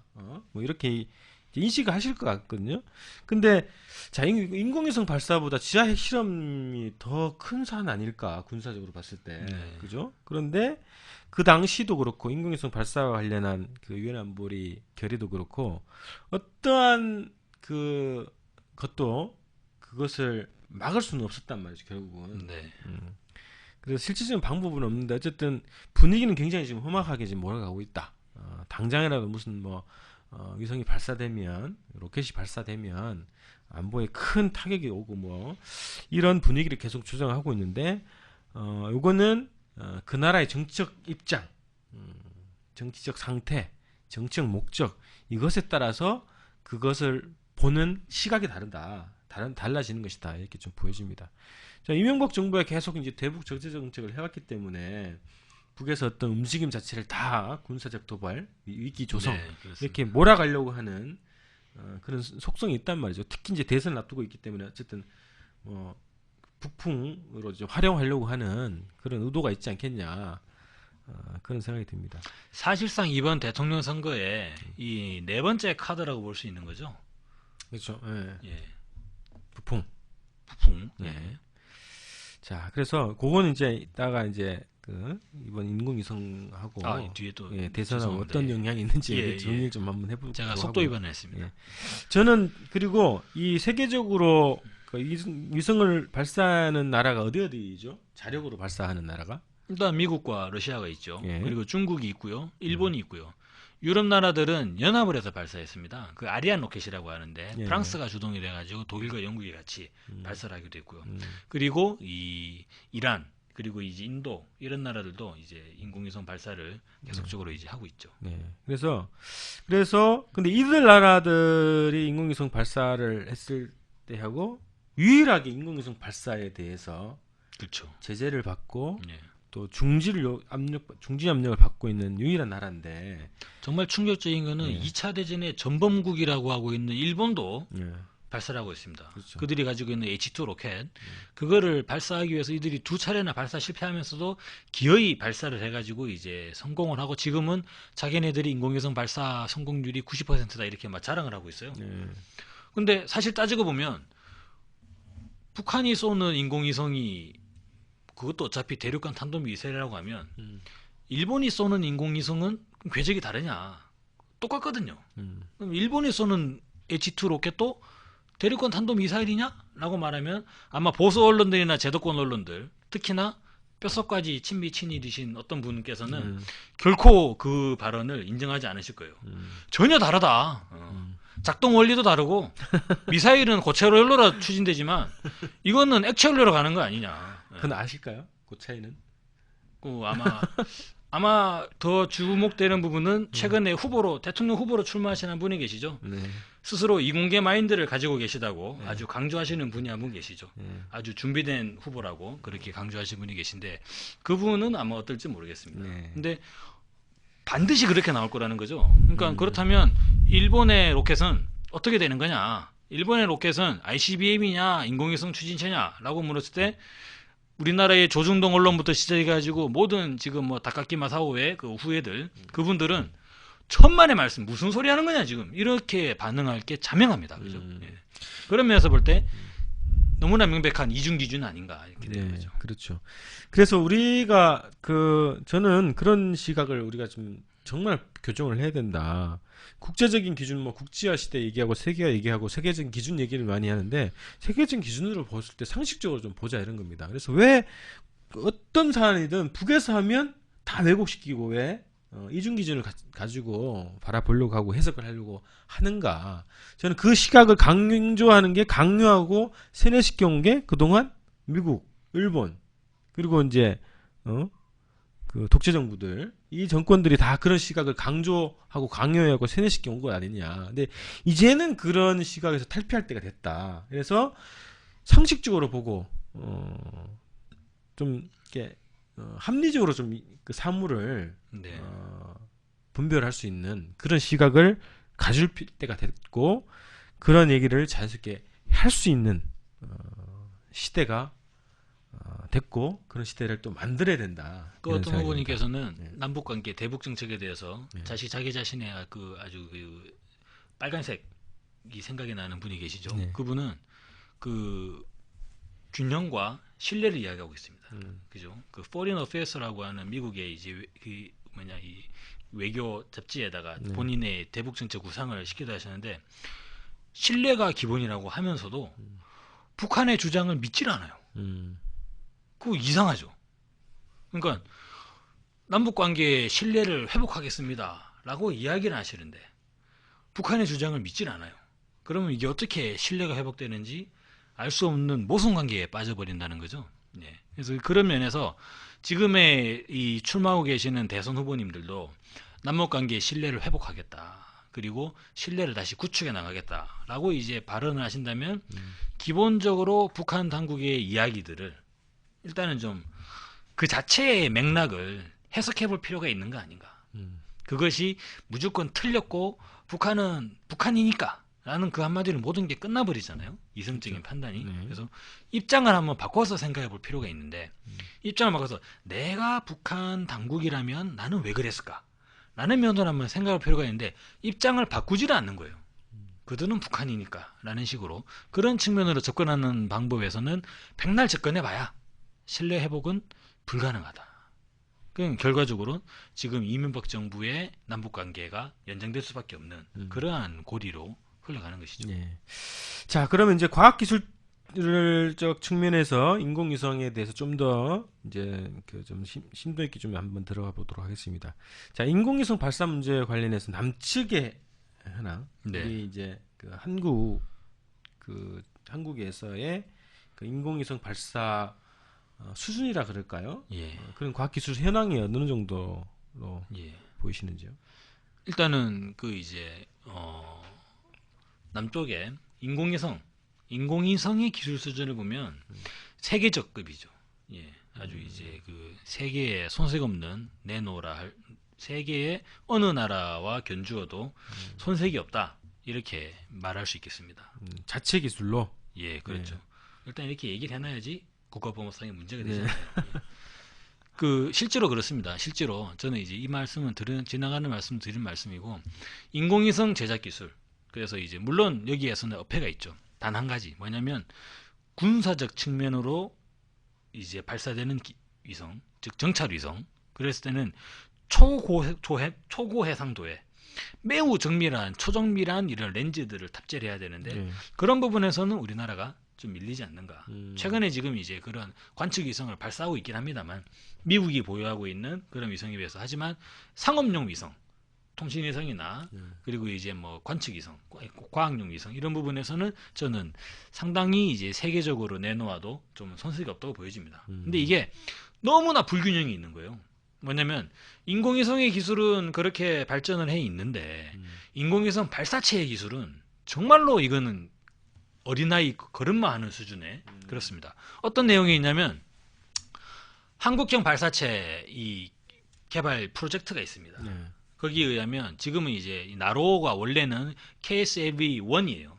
그 이제 그 프로젝트 명칭에 의하면 KSLV-1이 이제 나로호의 이름인데 한국형 발사체는 뭐냐면 이거는 우리가 어쩔 수 없이 러시아로부터 대행해가지고 발사를 하고 있지만 이 다음에는 우리가 순수 우리의 기술로 한국형 발사체를 만들어 보자라는 취지에서 KSLV-2는 우리의 힘으로 만들자라고 하는 2019년 발사 예정입니다. 예, 로드맵상 그렇게 돼 있습니다. 그거를 추진을 하고 있는데 문제는 뭐냐면 연소 실험을 하는 실험장 하나 없다는 거예요, 지금 우리나라가. 그래요? 로켓 엔진을 만들려면 엔진을 이제 돌려봐야 되지 않습니까? 이게 얼마나 돌아가는지. 그러면 이제 그 분사를 하게 되는 그 화염이 방출되지 않습니까? 그런 발사 실험을 해봐야 되잖아요. 그렇죠. 그랬을 때 출력도 체크할 수가 있고 뭐 내구성이나 이런 것들 판단할 수가 있는데 그런 엔진 출력을 할 수 있는 실험 장비조차도 없는 거예요, 지금 우리나라에. 예. 고흥인가 거기 그 센터 있잖아요. 예, 거기에 나로 우주센터. 예, 거기 없어요? 없죠. 예. 그리고 지금 현재 나로호에 탑재되고 있는 우리나라가 자체적으로 개발했다고 하는 부분은 어떻게 되냐면 그거는 명칭이 2단 로켓인데 로켓이라고 표현을 하지 않고 킥 모터라고 쓰고 있습니다. 그래서 그것이 전체 추진력을 보게 되면 나로호 1단 로켓, 러시아로부터 이제 들여왔다고 하는 그 1단 로켓의 추력이 약 한 170톤 가량 그렇게 이제 된다고 하는데 2단 로켓의 추진력은 8톤짜리예요. 예, 그래서 엄청나게 규모가 협소해지죠. 근데 일단 이게 지금 우리나라의 발사체 기술이다라고 보게 되면 인공위성은 세계적 급으로 이렇게 손색이 없다라고 자랑을 하고 있지만 발사체는 매우 뒤처져 있습니다. 이렇게 절름발이가 되는 원인이 뭐냐라고 할 때 이건 바로 미국의 한국 발사체 그 한국 미사일 협약이 있죠. 한미 간에. 예. 미사일 협약을 통해 가지고 그 탄도 미사일 개발을 이제 제약을 했던 그 부분이 있죠. 예. 그래서 미국과의 미사일 지침에 의해 가지고 탄도 미사일 개발이 제약을 받았기 때문에 대한민국은 80년대 동안에 관련해 가지고 기술을 발전시킬 수가 없었던 거예요. 발사체가 안 되니까 죽으라고 위성만 만든 거죠. 인공위성만. 그러다 보니까 인공위성은 정말 꽃을 피웠습니다. 그래서 무궁화 위성을 막 쏘고 있죠. 꽃이 막 피어져요. 근데 발사체는 한미 미사일 지침에 의해 가지고 그 관련 연구 개발이 완전 조절 통제. 미국에 의해서 이제 이 제동이 걸린 거죠. 재갈이 물려 있다 보니까 완전히 이런 절름발이 형태의 지금 우주 산업이 돼버렸다. 이렇게 말씀드릴 수 있죠. 자, 이게 그 나로 실패 한 3번 실패했죠, 지금? 사실상 이제 1차 실패, 예, 그리고 2번은 발사를 하였으나 그 발사체가 완전히 실패한 거고요. 그 다음 부분은 이번에 이제 그 지난 10월 달이었죠. 10월 달에 발사 시도하에서는 그때 발사를 하지 않았고 그렇죠. 연기를 했죠. 그래서 그거는 엄밀한 의미에서 실패라고 보기는 어렵습니다. 그러니까 발사 연기를 했죠. 그리고 이번에 또 2차 발사를 시도하려다가 또 연기를 했죠. 그래서 전체적으로 보면 두 번의 실패와 두 번의 연기 이렇게 말씀드릴 수 있겠습니다. 예. 그래서 이제 러시아로부터 이제 이것을 들여와서 발사를 하는 과정인데 기술 이전을 할 수 없는 상태에서 그냥 발사만 그 대행받는 이런 정도로 계약이 된 거죠. 그것도 사실상에 원래는 이제 그게 들어가 있습니다. 그래서 러시아로부터 이게 이제 그 후르니체프사인데 그 러시아의 그 회사가요. 네. 그 회사가 대한민국 정부와 계약을 할 때는 이게 신형 모델이에요. 그러니까 이게 상업용으로 러시아가 우리가 이거에 발사 성공률이 완전히 입증이 된 검증된 발사체이기 때문에 마음 놓고 쓰십시오라고 해가지고 제공되는 게 아니라 그 후르니체프사가 새로 개발한 신형 모델이에요. 그래서 이거를 한번 러시아 입장에서는 테스트를 해봐야 되지 않습니까? 테스트를 해봐야 되는데 러시아는 돈이 없잖아요. 근데 마침 MB 정부가 자기가 돈을 대준다고 하니까 러시아는 얼마나 좋습니까, 그죠? 그래서 오케이 하자 이렇게 계약이 되는 거예요. 계약이 되는데 그때 러시아가 뭐라고 얘기했냐면 우리의 발전된 기술을 한국 당국도 배울 수 있지 않겠느냐라고 해서 기술이 체결됐는데 실제로 배우는 기술이 전혀 없는 건 아닙니다. 있긴 한데 실제로 이제 우리의 현재 한국의 이 관련 우주공학에서 우리가 필요로 하는 내용이라기보다는 그다지 뭐 중요하지 않은 그죠? 당장 우리에게 절실한 핵심 기술이 아니라 그런 부분으로 좀 돼 있다는 부분이죠. 예, 그랬을 때 과연 우리가 무려 2,500억 원이라고 하는 거금을 투입하면서까지 이런 공동 프로젝트를 진행을 하고 있는데 게다가 두 번이나 날려먹고 지금 두 번 연기가 됐습니다. 근데 이번에 쏘면 더 이상 안 해준다는 거예요. 예, 근데 과연 이거를 우리가 해야겠느냐 이런 부분도 있죠. 또 중요한 부분은 뭐냐면 이게 어찌 보면은 중요한 국가 프로젝트지 않습니까? 이 중요한 국가 프로젝트가 두 번이나 빵꾸가 나고 지금 3차 발사는 못 해가지고 계속 연기가 되고 있는데 이명박 정부 어느 누구 하나 이거를 지금 사과하는 사람이 없어요. 하다 못 해가지고 과학기술부 장관이 뭐 이제 뭐 대국민 성명을 발표하든가 유감이다. 앞으로 열심히 하겠다. 그냥 입을 닦아버리는 거죠.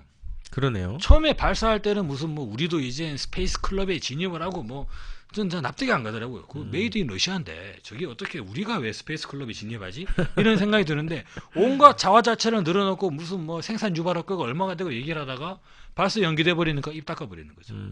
이건 기본적으로 이거는 MB 마인드다 이거죠. 네. 그래서 이제 이야기가 좀 새긴 했습니다만 예, 그렇습니다. 네, 일단 남측은 이제 위성 분야에서는 뛰어난데 이제 발사체 분야는 전적으로 이제 의존해야 되는 대행 발사, 그죠. 대리 상당히 발사. 기형적이다 이렇게 네. 말씀드릴 수 있습니다. 그래서 이 부분도 진짜 한미 간의 관계가 반영되는 분야다. 이 그 발사체 기술이 발전되지 못한 그렇죠. 요인이 그렇다는 거고요. 저희가 한미가 미사일 지침은 없었다 하더라도 아마 지금 한국형 로켓을 막 쏘고 있을지도 모르는 거죠, 예. 현재. 예. 그러면 이제 위성 발사국으로 되고 그러면 부가가치 그렇습니다. 굉장히 많이 얻을 수 있다. 자, 안타까운 현황인데요. 어쨌든 남측 현황은 그렇다는 거고요. 자, 이제 북측 현황을 얘기를 좀 들어봐야 될 것 같은데 잘 모른단 말이죠. 잘 모르는데 어쨌든 지금 자력으로 이제 위성을 발사를 해왔고 발사를 할 것이다라고 지금 얘기가 되고 있단 말이죠. 그러면 만약 이것이 정상적으로 자력으로 다 발사체든 인공위성을 다 개발하는 곳이다 북이. 그렇게 봤을 때 과학기술적으로는 이게 어떤 의미인가? 그러니까 예. 위성 발사를 자력으로 할 수 있다는 의미는 그 나라의 과학기술 수준이 어떻다라고 보여지는지 그걸로 봤을 때 북의 현재 이 우주개발 현황, 예. 우주개발 역량이라 그럴까요? 그 현황을 어떻게 좀 파악할 수 있겠는가? 예. 예. 기본적으로 인공위성이라고 해가지고 그게 전부 다 동일하지는 않습니다. 그리고 지금 남쪽에 있던 이제 관련 전문가들은 뭐라고 얘기하냐면 인공위성도 주로 사이즈나 덩치를 가지고 얘기하는 면이 있습니다. 1톤 정도는 돼야지. 그래서 뭐 통신위성으로 다목적 위성으로 사용할 수 있어야 되는 거 아니냐는 얘기를 하는데 지금 보면 북한의 인공위성이 적게나마 이렇게 단계 걸음을 걸으면서 올라오고 있는 걸 볼 수가 있어요. 왜냐면은 98년도에 이 발사했던 그들의 이제 북한이 주장하고 있는 광명성 1호 그것은 타원 궤도를 돌고 있습니다. 그래서 가까워질 때는 매우 가까워졌다가 멀어질 때는 멀어졌다가 이렇게 지구로부터 타원 궤도를 도는 형식의 네. 그러한 이제 위성인데 이번에 발사하는 위성은 제가 아까 말씀드린 바와 같이 남극으로 쏘는 거예요. 동쪽으로 가는 게 아니라 일반적으로는 지구 자전 속도를 얻기 위해 가지고 위성을 동쪽으로 발사하는 게 일반적입니다. 그래야지 손쉽게 우주 공간에 도달할 수가 있죠. 근데 이거는 남쪽으로 쏘는 거거든요. 남쪽으로 쏘는 이유는 뭐냐면 이거를 이 극궤도 위성이라고 그렇게 표현을 하죠. 지구가 돌고 있는데 남쪽으로 쏜다는 말은 남북으로 돈다는 거죠. 위성이. 근데 지구는 이렇게 돌고 있으니까 어떻게 됩니까? 사실상 모든 지구의 영역을 다 스캔할 수가 있는 거죠. 그래서 이 부분은 기본적으로 관측 위성용으로 활용을 할 때 극궤도 위성을 쓰게 됩니다. 그리고 또한 기상이라든지 이런 이제 기상 위성이죠. 관측용으로 사용할 때 이러한 극궤도 위성을 발사를 하게 되죠. 또한 북한은 어떻게 얘기하고 있냐면 앞으로는 더욱더 큰 용량의 위성을 발사하겠다 이렇게 얘기하지 않습니까? 그때 말하는 위성은 정지위성입니다. 그러면 이제 말씀은 들어보셨겠죠. 정지위성. 근데 뭐 극궤도니 뭐 타원이 어쩌고 정지는 뭐고 혼란이 스러우실 수가 있는데 정지위성은 어떤 의미냐면 말 그대로 딱 정지해 있는 거예요. 근데 이것이 위성이 정지해 있다기보다는 실제로는 정지해 있지 않죠. 정지하면 떨어지겠죠. 지구로. 예. 그렇게 정지해 있는 게 아니라 이게 이 지구와 동일한 이 주기를 가지고 그러니까 하루에 한 바퀴를 도는데 지구 한 바퀴를 도는데 지구 자전 주기와 정확히 일치하는 속도를 가지고 돌아가는 것입니다. 그게 그렇게 될 수 있는 반지름이 고도가 36,000km가 됩니다. 지구로부터. 그러면 지구가 제 주먹이라고 보시게 되면 정지위성의 궤도는 이 정도 위에 떠 있는 거예요. 근데 아까 말씀드렸던 이 극궤도 위성이라고 하는 거는 고도가 약 한 500km 정도입니다. 그러다 보니까 상당히 낮게 되죠. 즉 극궤도 위성은 지구에 붙어가지고 돌기 때문에 지구 표면을 자세하게 관측을 할 수가 있고 정지위성은 지구로부터 떨어져 있습니다. 이 양자를 손합하게 되면 어떻게 사용될 수 있냐면 정지위성은 주로 통신 왜냐하면 지구의 넓은 면적을 이제 커버할 수 있기 때문에 통신이라든지 그런 면에서 주로 이제 사용할 수가 있고 극궤도 위성은 통신은 안 되죠. 왜냐하면 지구에 붙어서 돌기 때문에 지구 반대편으로 가면 활용을 못 하거든요. 그래서 흔히 하는 이야기가 이런 게 있죠. 하루에 2번 한반도 상공을 지나간다. 뭐 이런 표현을 하지 않습니까? 그렇게 주로 이제 되는 내용이기 때문에 이런 부분들은 주로 이제 관측 위성으로 사용을 하게 되죠. 예. 그랬을 때 기본적으로 현 단계에서 북한이 발사하는 이 광명성 3호 위성이 북한이 실용 위성이다라고 이야기하고 있죠. 그랬을 때 가장 가능성 있는 부분은 이 기상 예측 관련된 그러한 이제 위성이 아닌가 이렇게 볼 수가 있죠. 예. 자 그러면 이거를 일단 아까도 앞에도 말씀했지만 이제 발사체 기술도 가지고 있고 인공위성 기술도 가지고 있다. 그리고 이것을 이번에는 극궤도 위성, 그다음에 차후에는 그 정지위성까지 계획을 하고 있는 이제 우주개발 5개년 계획에 이제 돌입해 있다 이런 거고요. 그럼 과학기술적으로 보면은 자 북의 과학기술 수준을 그러니까 인공위성을 딱 봤을 때 이것을 자력으로 발사할 수 있고 그런 인공위성 보유국이다.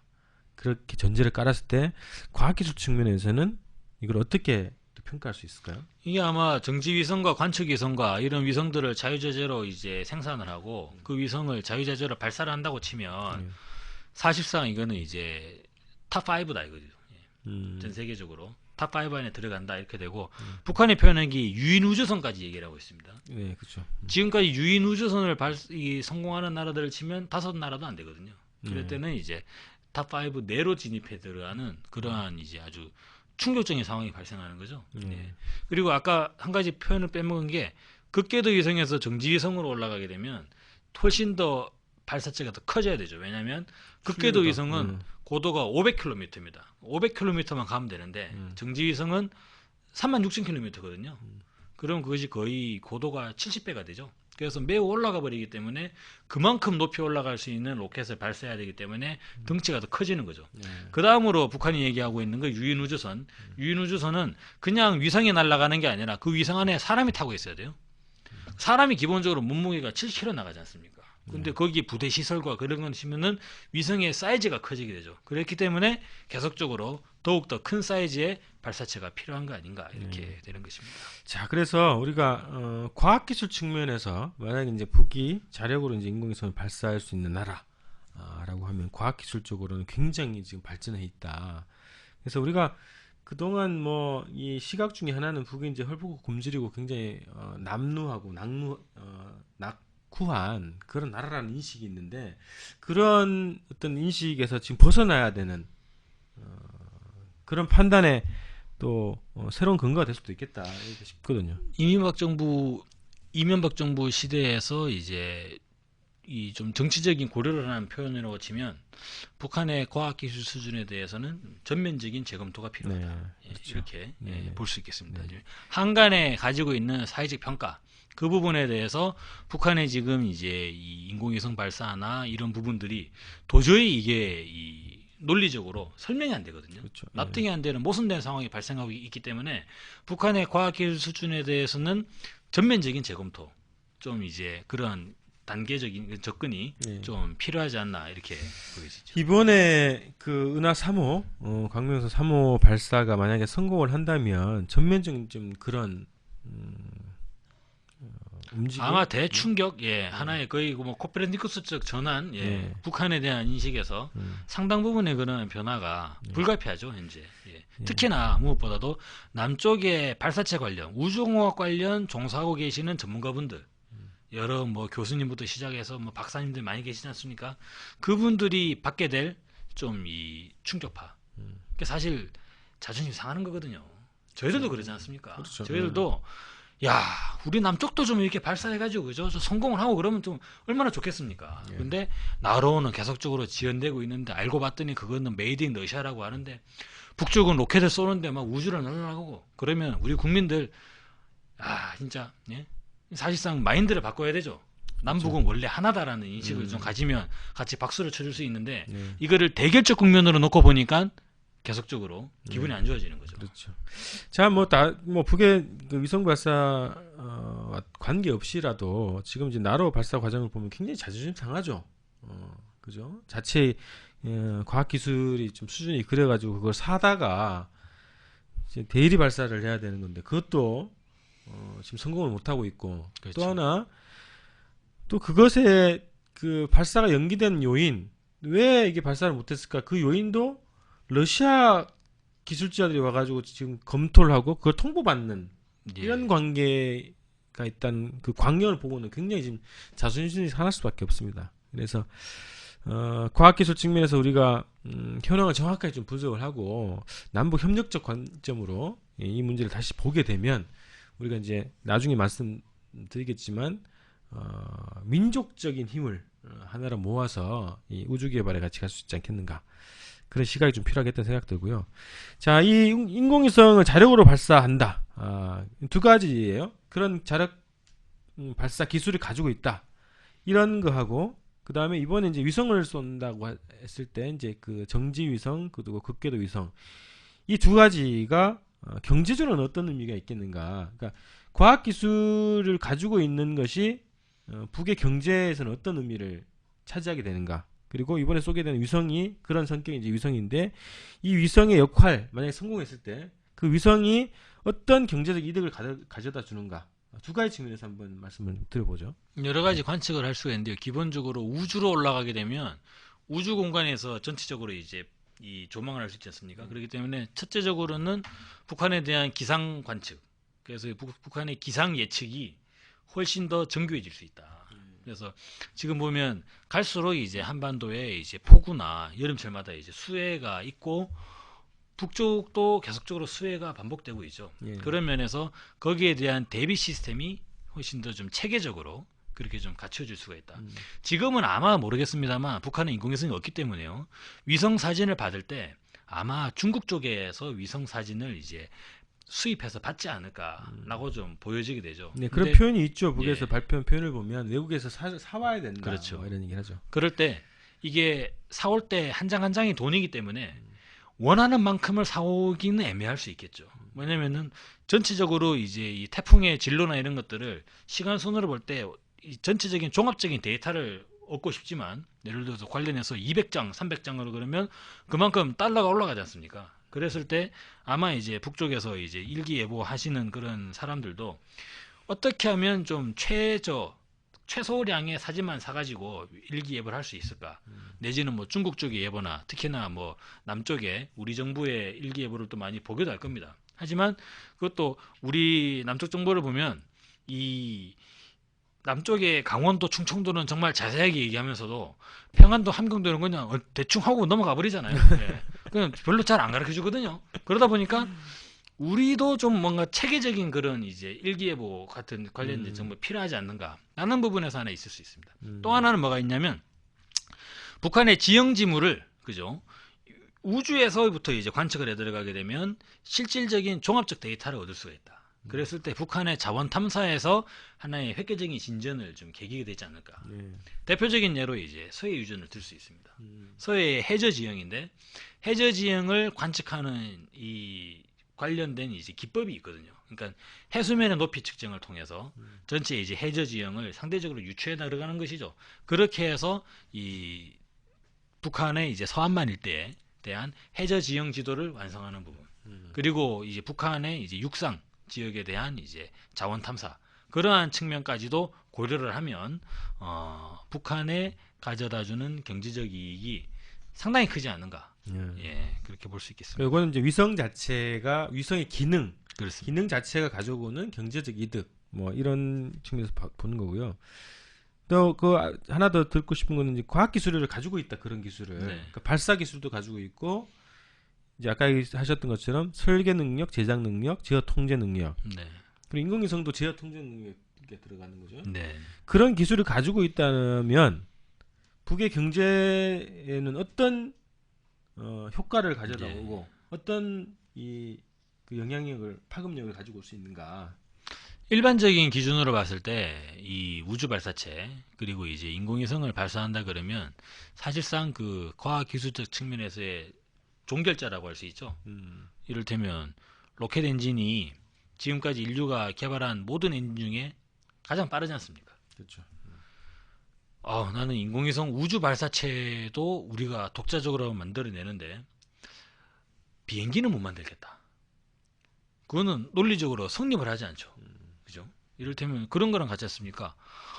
나는 고등학교 2학년 과정에 미분적분은 정말 잘 푸는데 중학교 3학년 과정에 인수분해는 난 영 못하겠다. 이건 논리적으로 말이 안 되는 거지 않습니까? 마찬가지로 인공위성 발사체나 우주 발사체를 자체적으로 만드는 정도가 되면 자동차 엔진이건 비행기 엔진이건 뭐 KTX건 간에 기본적으로 그러한 이제 추진체에 대한 기관에 대한 이제 이 생산이 갖춰져 있다고 봐야 되는 거 아닌가. 네, 그런 창호로 좀 빠지게 되고요. 또 하나는 이 장거리 제어죠. 인공위성이라고 치면요. 우주 공간으로 날아가게 되면 그 사이 거리가 이제 수백 킬로미터가 떨어지는데 그것과의 통신과 내용이 이제 그대로 그걸 이제 제어할 수 있게 된다면 사실상 전국적 측면에서의 이제 통신망이랄지 그리고 이제 그러한 이제 뭐 통신 서비스 같은 측면에서 하나의 토대를 구축할 수 있다고 봐야 되는 거 아닌가. 그런 면으로 봤을 때 북한 자체에 좀 가져다주는 경제적 이득은 상당히 좀 높지 않겠나 이렇게 보여지죠. 그래서 이 그 우주 발사체 개발 요 기술 자체가 이제 민수 이것도 뭐 민수라고도 볼 수도 있겠는데 그래서 그렇습니다. 민수로 이제 적용이 되게 되면 급속도로 생산이나 이런 문제 이제 적용할 수 있고 그 효과가 굉장히 높을 것으로 좀 보여집니다. 자, 세계적 추세에서 인공위성 발사 분야, 인공위성 발사 산업이라고 좀 표현을 하게 되면 세계적인 추세에서는 어떤 의미가 있을까요? 네. 그 아까 중요한 말씀하셨는데 민수로의 전환에서 북한은 이미 그들이 보유하고 있는 대륙간 탄도미사일을 공개를 했죠. 지난 4월 15일에. 그래서 이제 미국조차도 그것을 ICBM이냐 아니냐 이런 얘기를 하고 있습니다. 그래서 북한을 사실상 대륙간 탄도미사일의 보유국이다라고 할 수 있는데 군수산업, 북한이 보유하고 있는 군수산업의 핵심이다 그러면 북한이 보유하고 있다고 이제 북한이 이야기하고 있는 그러한 대륙간 탄도미사일의 이 관련 생산 능력이 되지 않습니까? 그것의 이제 민수로의 전환이죠. 근데 지금의 남쪽의 제도권은 무슨 얘기를 하고 있냐면 이 인공위성이 인공위성이 대륙간 탄도미사일로 나중에 전용될 수 있지 않겠느냐. 그러한 우려를 하고 있다는 거죠. 근데 그게 아니라는 거예요. 4월 15일에 나왔다는 거죠, 이미. 그래서 이거는 단적으로 대륙간 탄도미사일의 군수 산업의 결론이 기술이 그것이 민수로 전환된 대표적 케이스다. 이렇게 말씀드릴 수 있겠죠. 바로 직접적으로 이렇게 연동이 되는 부분이 아닌가라고 좀 말씀드릴 수 있고요. 그랬을 때 세계적 추세를 봤을 때 실질적으로 훨씬 더 좀 이제 이른바 이거는 어찌 보면은 이게 남북 당국을 서로 상호 비교하는 것처럼 들릴 수가 있겠는데 그걸 배제하고 말씀을 드리면 스페이스 클럽에 이제 진입을 하는 그러한 의미가 되겠죠. 그랬을 때 전 세계적으로 그러한 이제 국제 사회에서 거론되는 입지가 좀 달라지는 그러한 상황으로 볼 수 있겠습니다. 이제 올해 4월달에 이제 광명성 발사 그 시기 때 이제 외신들이 많이 들어갔단 말이죠. 이제 인터뷰하는 과정에서 그런 얘기를 한 걸 제가 기억을 하는 것 같은데 동창리 발사장을 왜 이렇게 크게 만들었는가. 네. 그러니까 앞으로 이제 이거를 위성 발사 사업을 하겠다 이제 이런 의향을 이제 비쳤단 말이죠. 네. 그럼 앞으로 점점 갈수록 세계 각국이 이제 위성을 자기국의 위성을 보유하려고 할 건데 장사가 될 거 아닐까요? 장사가 되지 않겠어요? 장사가 되죠. 네. 네. 아주 이 경제적인 엄청난 이점을 가지고 있습니다. 이게 어떻게 되냐면요. 미국의 나사 뭐 이제 그 휴스턴 나사 우주 기지를 한번 생각해 보세요. 거기에 고용돼 있는 미국의 무슨 뭐 박사 저명한 학자 이런 사람들 있습니까? 기본적으로 그 보유하고 있으려면 인건비가 얼마나 들어가겠습니까? 예를 들면 적어도 미국의 박사다 그러면은 적어도 뭐 연간 한 20만 달러 이상 그렇게 연봉은 받아야 될 거고 잘 나가는 사람이라 그러면 그보다 더 받아야 될 건데 그런 사람들이 상당 부분 이제 포진해 있지 않습니까? 그러면 사실상 이제 특히나 이 상용위성 발사는 주로 유럽 계열의 이제 아리안 로켓을 많이 위성 발사를 하고 있는데 그들이 이게 수지가 맞아야 된다는 거거든요. 수지가 맞아지려면 그들이 이제 전문 기술진들을 전체적으로 운영할 수 있는 내용들이 갖춰져야 되는데 북한이라고 하는 나라는 사회주의 체제지 않습니까? 그렇기 때문에 임금에 대한 이제 개념이나 산정 자체가 다르다 이거죠.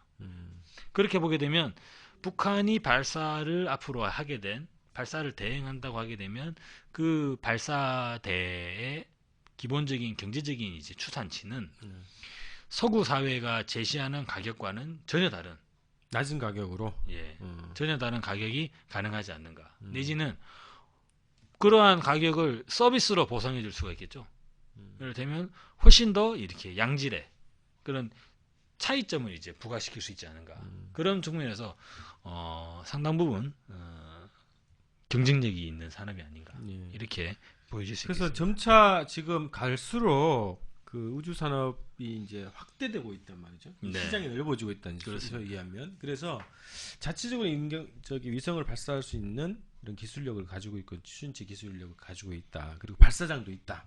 이렇게 되어 있으면 북에서는 전 세계적인 경쟁에서 밀리지 않을 수 있다. 그렇습니다. 저렴한 가격에 대행 발사, 대리 발사를 할 수 있다. 이런 정도 수준으로 갔을 때 북에 지금 이거 돈 12억 달러인가 든다 뭐 이런 얘기를 통일부에서 지금 발표를 한 것 같은데 들어가는 비용에 비해서 산출되는 비용이 훨씬 더 많은 경제적으로 굉장히 수지타산이 맞는 그런 산업으로 활용할 수 있겠다. 그런 관점에서 보면 또 이게 그 북의 위성 발사가 북 자체에서는 남는 장사라고 볼 수 있겠네요. 미래에 대한 투자 그렇게 볼 수 있지 않을까요?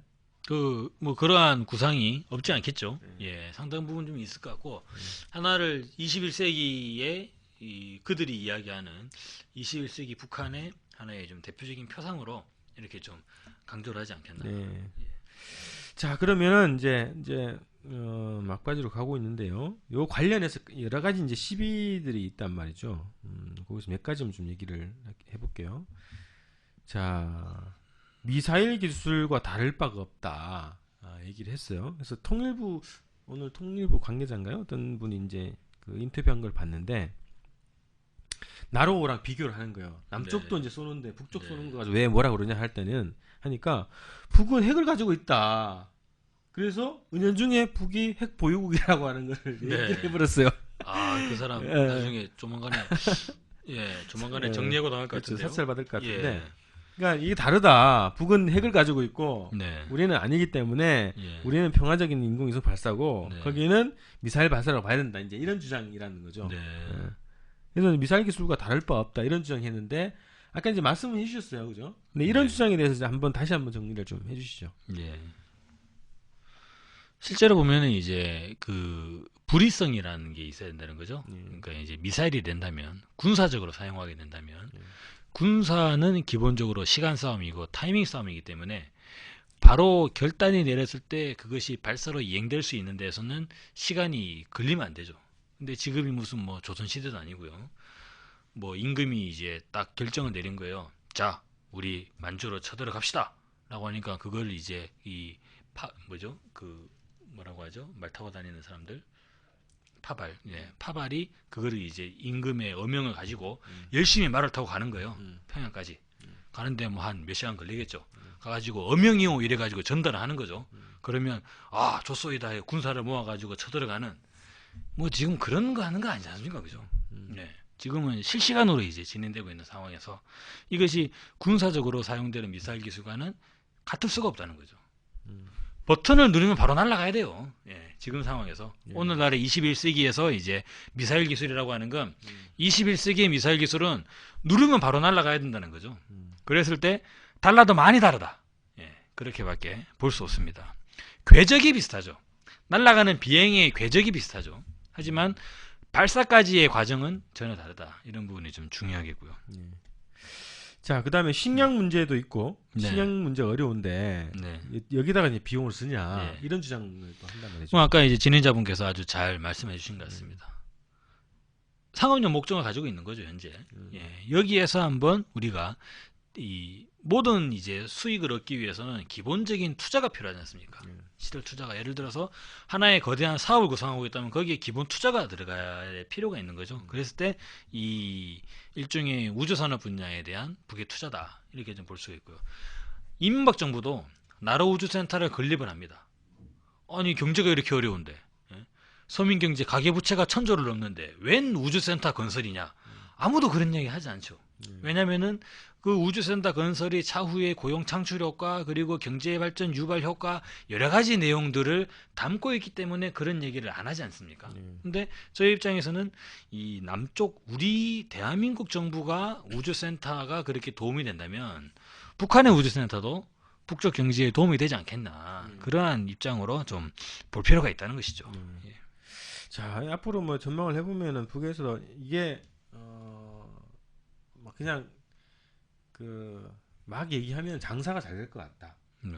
북에서 이제 그런 위성 기술을 딱 세계에다가 딱 보여주면 그 저런 거 하는 거죠. 프리젠테이션 하는 거죠. 자기의 기술력을 보여주는 네. 거고. 그러면 위성 발사에 의지가 있는 뭐 중동의 어떤 나라라든가 아프리카, 그다음에 남미의 어떤 나라들이 우리 거 대신 싸주라 이렇게 할 수 있단 말이죠. 시장들이. 네. 뭐 비동맹 국가들 같은 경우에는 그런 요구가 충분히 생길 수 있겠죠. 그러면 저렴하게 이제 발사를 대행해주면 남는 장사 아닐까. 우리가 진짜 우리 자본주의적으로 한번 봐도 네.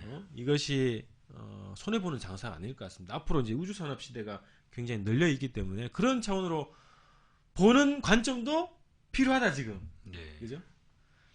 외눈박이로 보지 말고 그런 생각이 들고요. 그러면 자, 그래서 어쨌든 이게 이제 그 북에서 뭘 하면 하여튼 이게 정치화가 되고 네. 어떤 뭐 반북의 소재로 막 쓰이고 있는데 지금 또 대선 또 민감한 대선 아닙니까? 이 대선에서 요 위성 발사가 어떤 영향을 줄까요? 어떤 뭐 그죠? 그래서 저는 일단 한미일 당국이 북한의 인공위성 발사에 대해서 왈가왈부화를 이제 하면 안 될 것 같아요. 그들을 위해서도. 그러니까 오바마 대통령 자신을 위해서 제가 정말 이제 충고를 드리는 부분이죠. 제가 뭐 영어 작문만 실력만 좋으면 백악관에 편지를 쓰고 싶은 심정이에요. 네. 이게 왜 그렇게 되냐면 북한은 앞으로도 계속 우주 개발 계획을 가지고 있단 말입니다. 발사를 할 거라는 말이죠. 발사를 할 게 눈앞에 보이는데 그것을 구체적으로 막을 방법도 없으면서 이거를 반대를 하면 뭐가 되냐면 사실 오바마 대통령이 웃긴 사람 되는 거거든요. 뻥쟁이다, 뻥쟁이. 큰 나라의 대통령으로 하는 사람이 실제로 자기가 막을 수도 없는 걸 가지고 이거를 막겠다라고 하는 건 마치 또 이명박 대통령이 계속 두드려 맞으면서 한 번만 더 때리면 가만두지 않겠다라고 하는 거랑 크게 다르지 않다는 거죠. 그랬을 때 세상의 조롱감이 될 수밖에 없다. 이거는. 예. 아니 그 북한이라는 나라가 인공위성 발사하는 거 그거를 못 막으면서 또 막겠다고 말한다면 다음에 또 발사하면 어떡할 거냐. 그러한 논리 속에서 세상의 조롱이 될 수밖에 없는데 이 커다란 대국의 오바마 대통령이 왜 이러나 이거죠. 근데 사실상 유엔 안보리 결의를 거론하면서 북한의 인공위성을 방해하는 움직임은 저는 미국이 스스로를 위해서라도 하면 좋지 않다. 좀 이런 생각이 듭니다. 자, 그래서 뭐 5개년 계획이라 발표했기 예. 때문에 당장 올해 12월 달에 쏘고 또 봄에 또 쏠 수도 있을 것 같아요. 그렇죠. 예. 그래서 쏠 때마다 일 거냐. 그래서 예. 그런데 이제 이번에 이제 그 아주 강도가 아주 높진 않지만 오늘 보니까 이제 외교통상통일위원회 국회 그래서 결의안을 냈어요. 그래서 네. 뭐 표현을 미사일로 표현하느냐 로켓으로 표현을 하냐 막 왈가부하다가 로켓으로 표현을 했다고 하는데 네. 거기에서는 이제 중지를 요구했단 말이죠. 네. 그 이명박 정부한테 빨리 국제공조 해가지고 네. 발사를 중지시키기 위한 이제 네. 외교활동 해라 이제 이런 결의안을 냈단 말이죠. 근데 어쨌든 이게 대선에서 제가 볼 때는 큰 영향력이 있지는 않을 것 같은데 네. 이게 영향을 줄까요? 어느 정도 줄까요? 영향을 저는 줄 수도 있다 이거죠. 예. 왜냐하면 기본적으로 북한이 발사하는 이 이제 은하 3호가 기본적으로 이제 대한민국의 대통령 선거를 보고 이 발사하는 건 아니기 때문에 왜냐면은 그러면 이제 이게 그 이전에 4월 13일에 발사하는 시점이 지금 뭐 그러지 않습니까? 네네. 왜냐면은 전체적인 궤적을 봤을 때 이번에 발사하는 북한의 은하 3호가 은하 3호라고 추정이 되죠. 아직까지 공평한 적은 없지만 지난 4월 달에 발사한 북한의 은하 3호와 이 뭐냐 이 추진체의 낙하 지점이 다르긴 합니다만 네. 크게 다르지 않아요. 그랬을 때 동일한 형태의 극궤도 위성이 아닌가라고 보여지면 지난 4월 달에 못다 이룬 이 꿈을 북한이 다시 재차 도전하는 게 아닌가라고 이제 보여지는 부분이죠. 그리고 전체적인 북한 내의 정치 일정상 이것이 이제 성립을 하는 부분이란 말입니다. 그랬을 때 이거를 우리나라 대선으로 끌고 들어오는 거는 사실상 논리적 어폐가 있는데 미치는 영향은 있다 이거죠.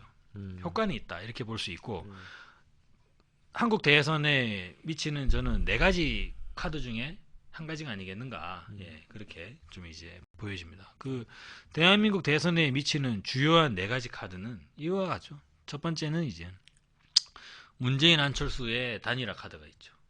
또 하나는 이제 범야권의 전체 단일화가 있죠. 이를테면 통합진보당 이재명 후보 계시지 않습니까? 세 번째 카드는 TV 토론의 카드가 있습니다. 그죠? 이번 1차 토론에 유감없이 그 파급력을 확인했고 저희는 2차 토론, 3차 토론을 또 기다려두고 있습니다. 그에 이은 4번째 카드라는 것이죠. 이를테면 만약에 이명박 정부나 이 미국이 북한에 대한 제재 비슷한 그러한 이제 뉘앙스를 취하게 됐을 때 북한 당국이 어떠한 흐름으로 반응을 하겠는가? 그 부분은 사실상 이거는 대통령 선거라고 하는 중요한 정치 일정을 앞두고 북한에게 뭐 하나의 거대한 일종의 좀 발언권을 줘버리는 것과 저는 같다고 보거든요. 예. 사실상 이 북한 당국에게 하고 싶은 대로 하시오라고 일종의 좀 마이크를 넘겨주는 거라고 봅니다. 저는 일종의. 네. 왜냐하면은 제재 결의안을 뭐 제출을 하건 통과를 하건 논의를 하게 되면 북한은 거기에 대해서 반응을 할 수 있는 하나의 정치적 입지를 확보를 하게 되죠.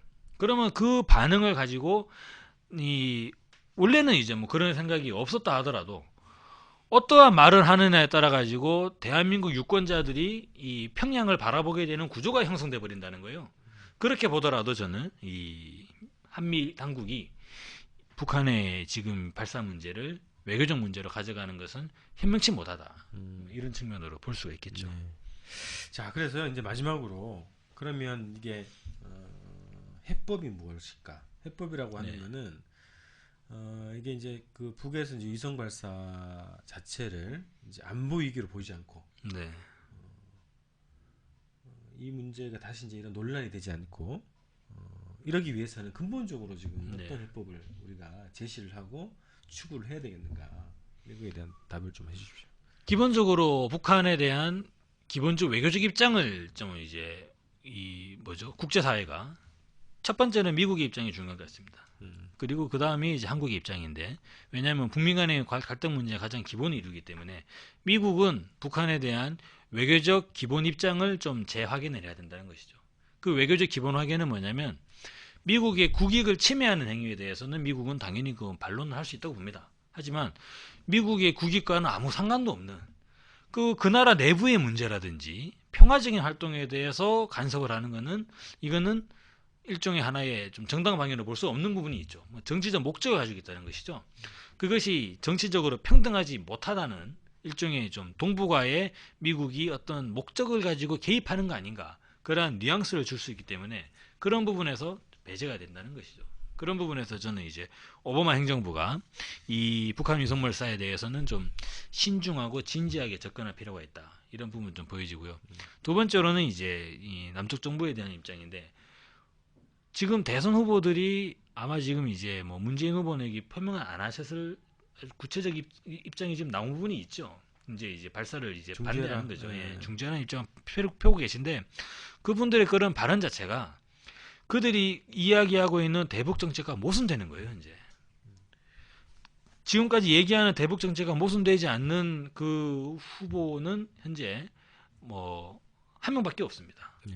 나머지 유력 대선 주자들이 지금 그들이 이야기하고 있는 이 대북 정책, 즉 북한과 포용을 해가지고 대화하고 관계를 교류하고. 개선하고 네. 상호 신뢰 간의 신뢰를 구축한다고 해놓고는, 정책에서는 그렇게 얘기했는데 강론에 들어가니까 미사일 아니냐 이렇게 얘기하는 거는 사실상 이건 너무나 문제가 있다는 거죠. 그리고 미사일 아니냐라는 단순한 의혹 제기에서 더 나아가서 인공위성이라 하더라도 실제로는 미사일일 수밖에 없다 라는 식의 논리를 이제 덧붙여버리는 네. 상황은 뭐냐면, 북한의 발사 행위를 우리는 신뢰하지 않고 앞으로도 신뢰하지 않겠다라는 입장이 깔려버리는 거거든요. 그랬을 때 이거는 그들이 내세우고 있는 대북 정책이 사실상은 새빨간 거짓말이다, 이렇게 흘러가는 것이죠. 그래서 그 당 색깔을 지금 이렇게 레드톤으로 바꿨는지는 모르겠습니다. 그런 면을 봤을 때 이 대안은 뭐냐면 대북 적대 정책을 철회하는 거다. 남쪽의 입장에서는. 예. 그리고 북한을 바라보는 입장에서 6.15 공동선언의 정신으로, 그죠? 상호 통일의 대상으로 그렇게 바라보는 인식의 전환이 필요하지 않는가. 심지어 민주당 정부도 마찬가지로 좀 그러한 인식의 전환이 필요하다고 봅니다. 예.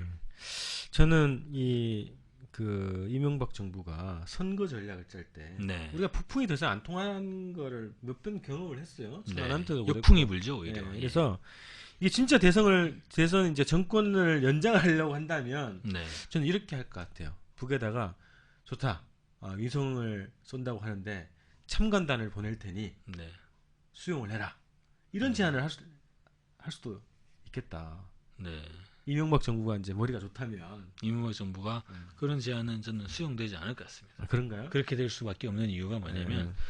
현재 이명박 정부가 북한 당국에게 있어서 아주 뭐라고 해야 될까요? 거의 역도로 표현돼 있죠 지금. 예, 사실상 거의 뭐 이제 거의 뭐 네. 예, 정상적인 원수가 예, 뭐라고 지금 제가 입에 담을 수 없겠습니다. 네. 말을 하면 바로 국가법 위반이 돼버리는 상황으로 빠져버릴 수 있기 때문에, 그러한 상황으로 지금 평가를 받고 있기 때문에 그러한 제안 자체가 이명박 대통령에게는 상당히 굴욕적인 것으로 아마 인식이 될 것 같아요. 네, 예. 네. 근데 이미 지금 이명박 대통령께서는 빼도 박도 못하는 거죠. 이제 그렇죠. 지금 근데, 온전히 네. 그 임기가 지금 제대로 좀 어떻게 하면 이 안전적으로 추구 전략이죠, 일종의.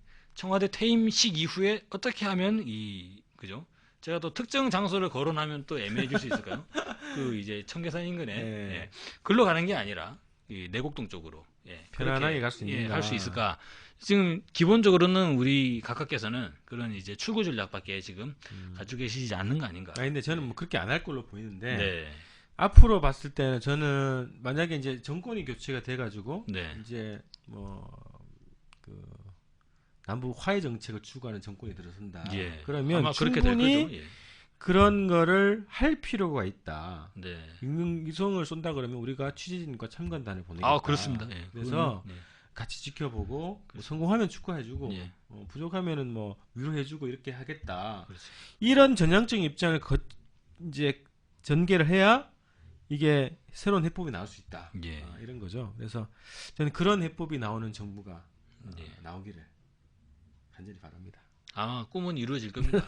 많은 사람들이 동일한 꿈을 꾸고 있기 때문에. 예, 뭐 예. 이게 좀 멀리 있는 얘기일 수도 있겠고 그렇지만 저는 남북이 어차피 이제 통일로 가는 거 아닙니까? 민족 통일로 갈 텐데 전망적으로 지금 그런 전망을 그려야 된다. 남북이 힘을 합쳐서 평화적인 우주 시대를 열자.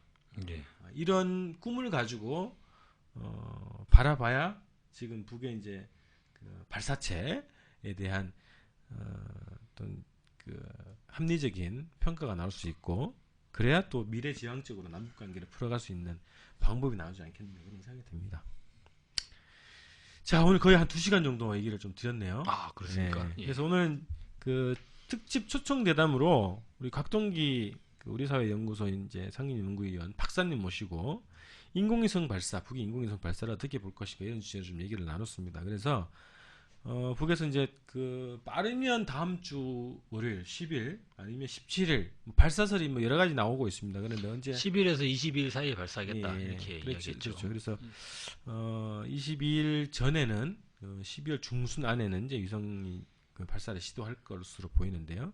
그래서 이것을 가지고 또 다시 이제 북풍 노름을 하려고 하거나 긴장을 유발하려고 하는 세력에 대해서는 단호하게 또 응징을 해주시고 이거를 과학기술적 차원에서 그리고 상업적 차원에서 합리적으로 그리고 민족 화해적 차원에서 이 문제를 바라보는 그런 움직임, 노력, 관점이 필요하지 않겠는가. 이제는 자칫 잘못해서 이제 못 모르고 이제 이거를 건드렸다가는 저는 큰일 나고 봅니다. 사실상. 네. 그래서 제발 이제 이 이른바 반북 세력이 있습니다.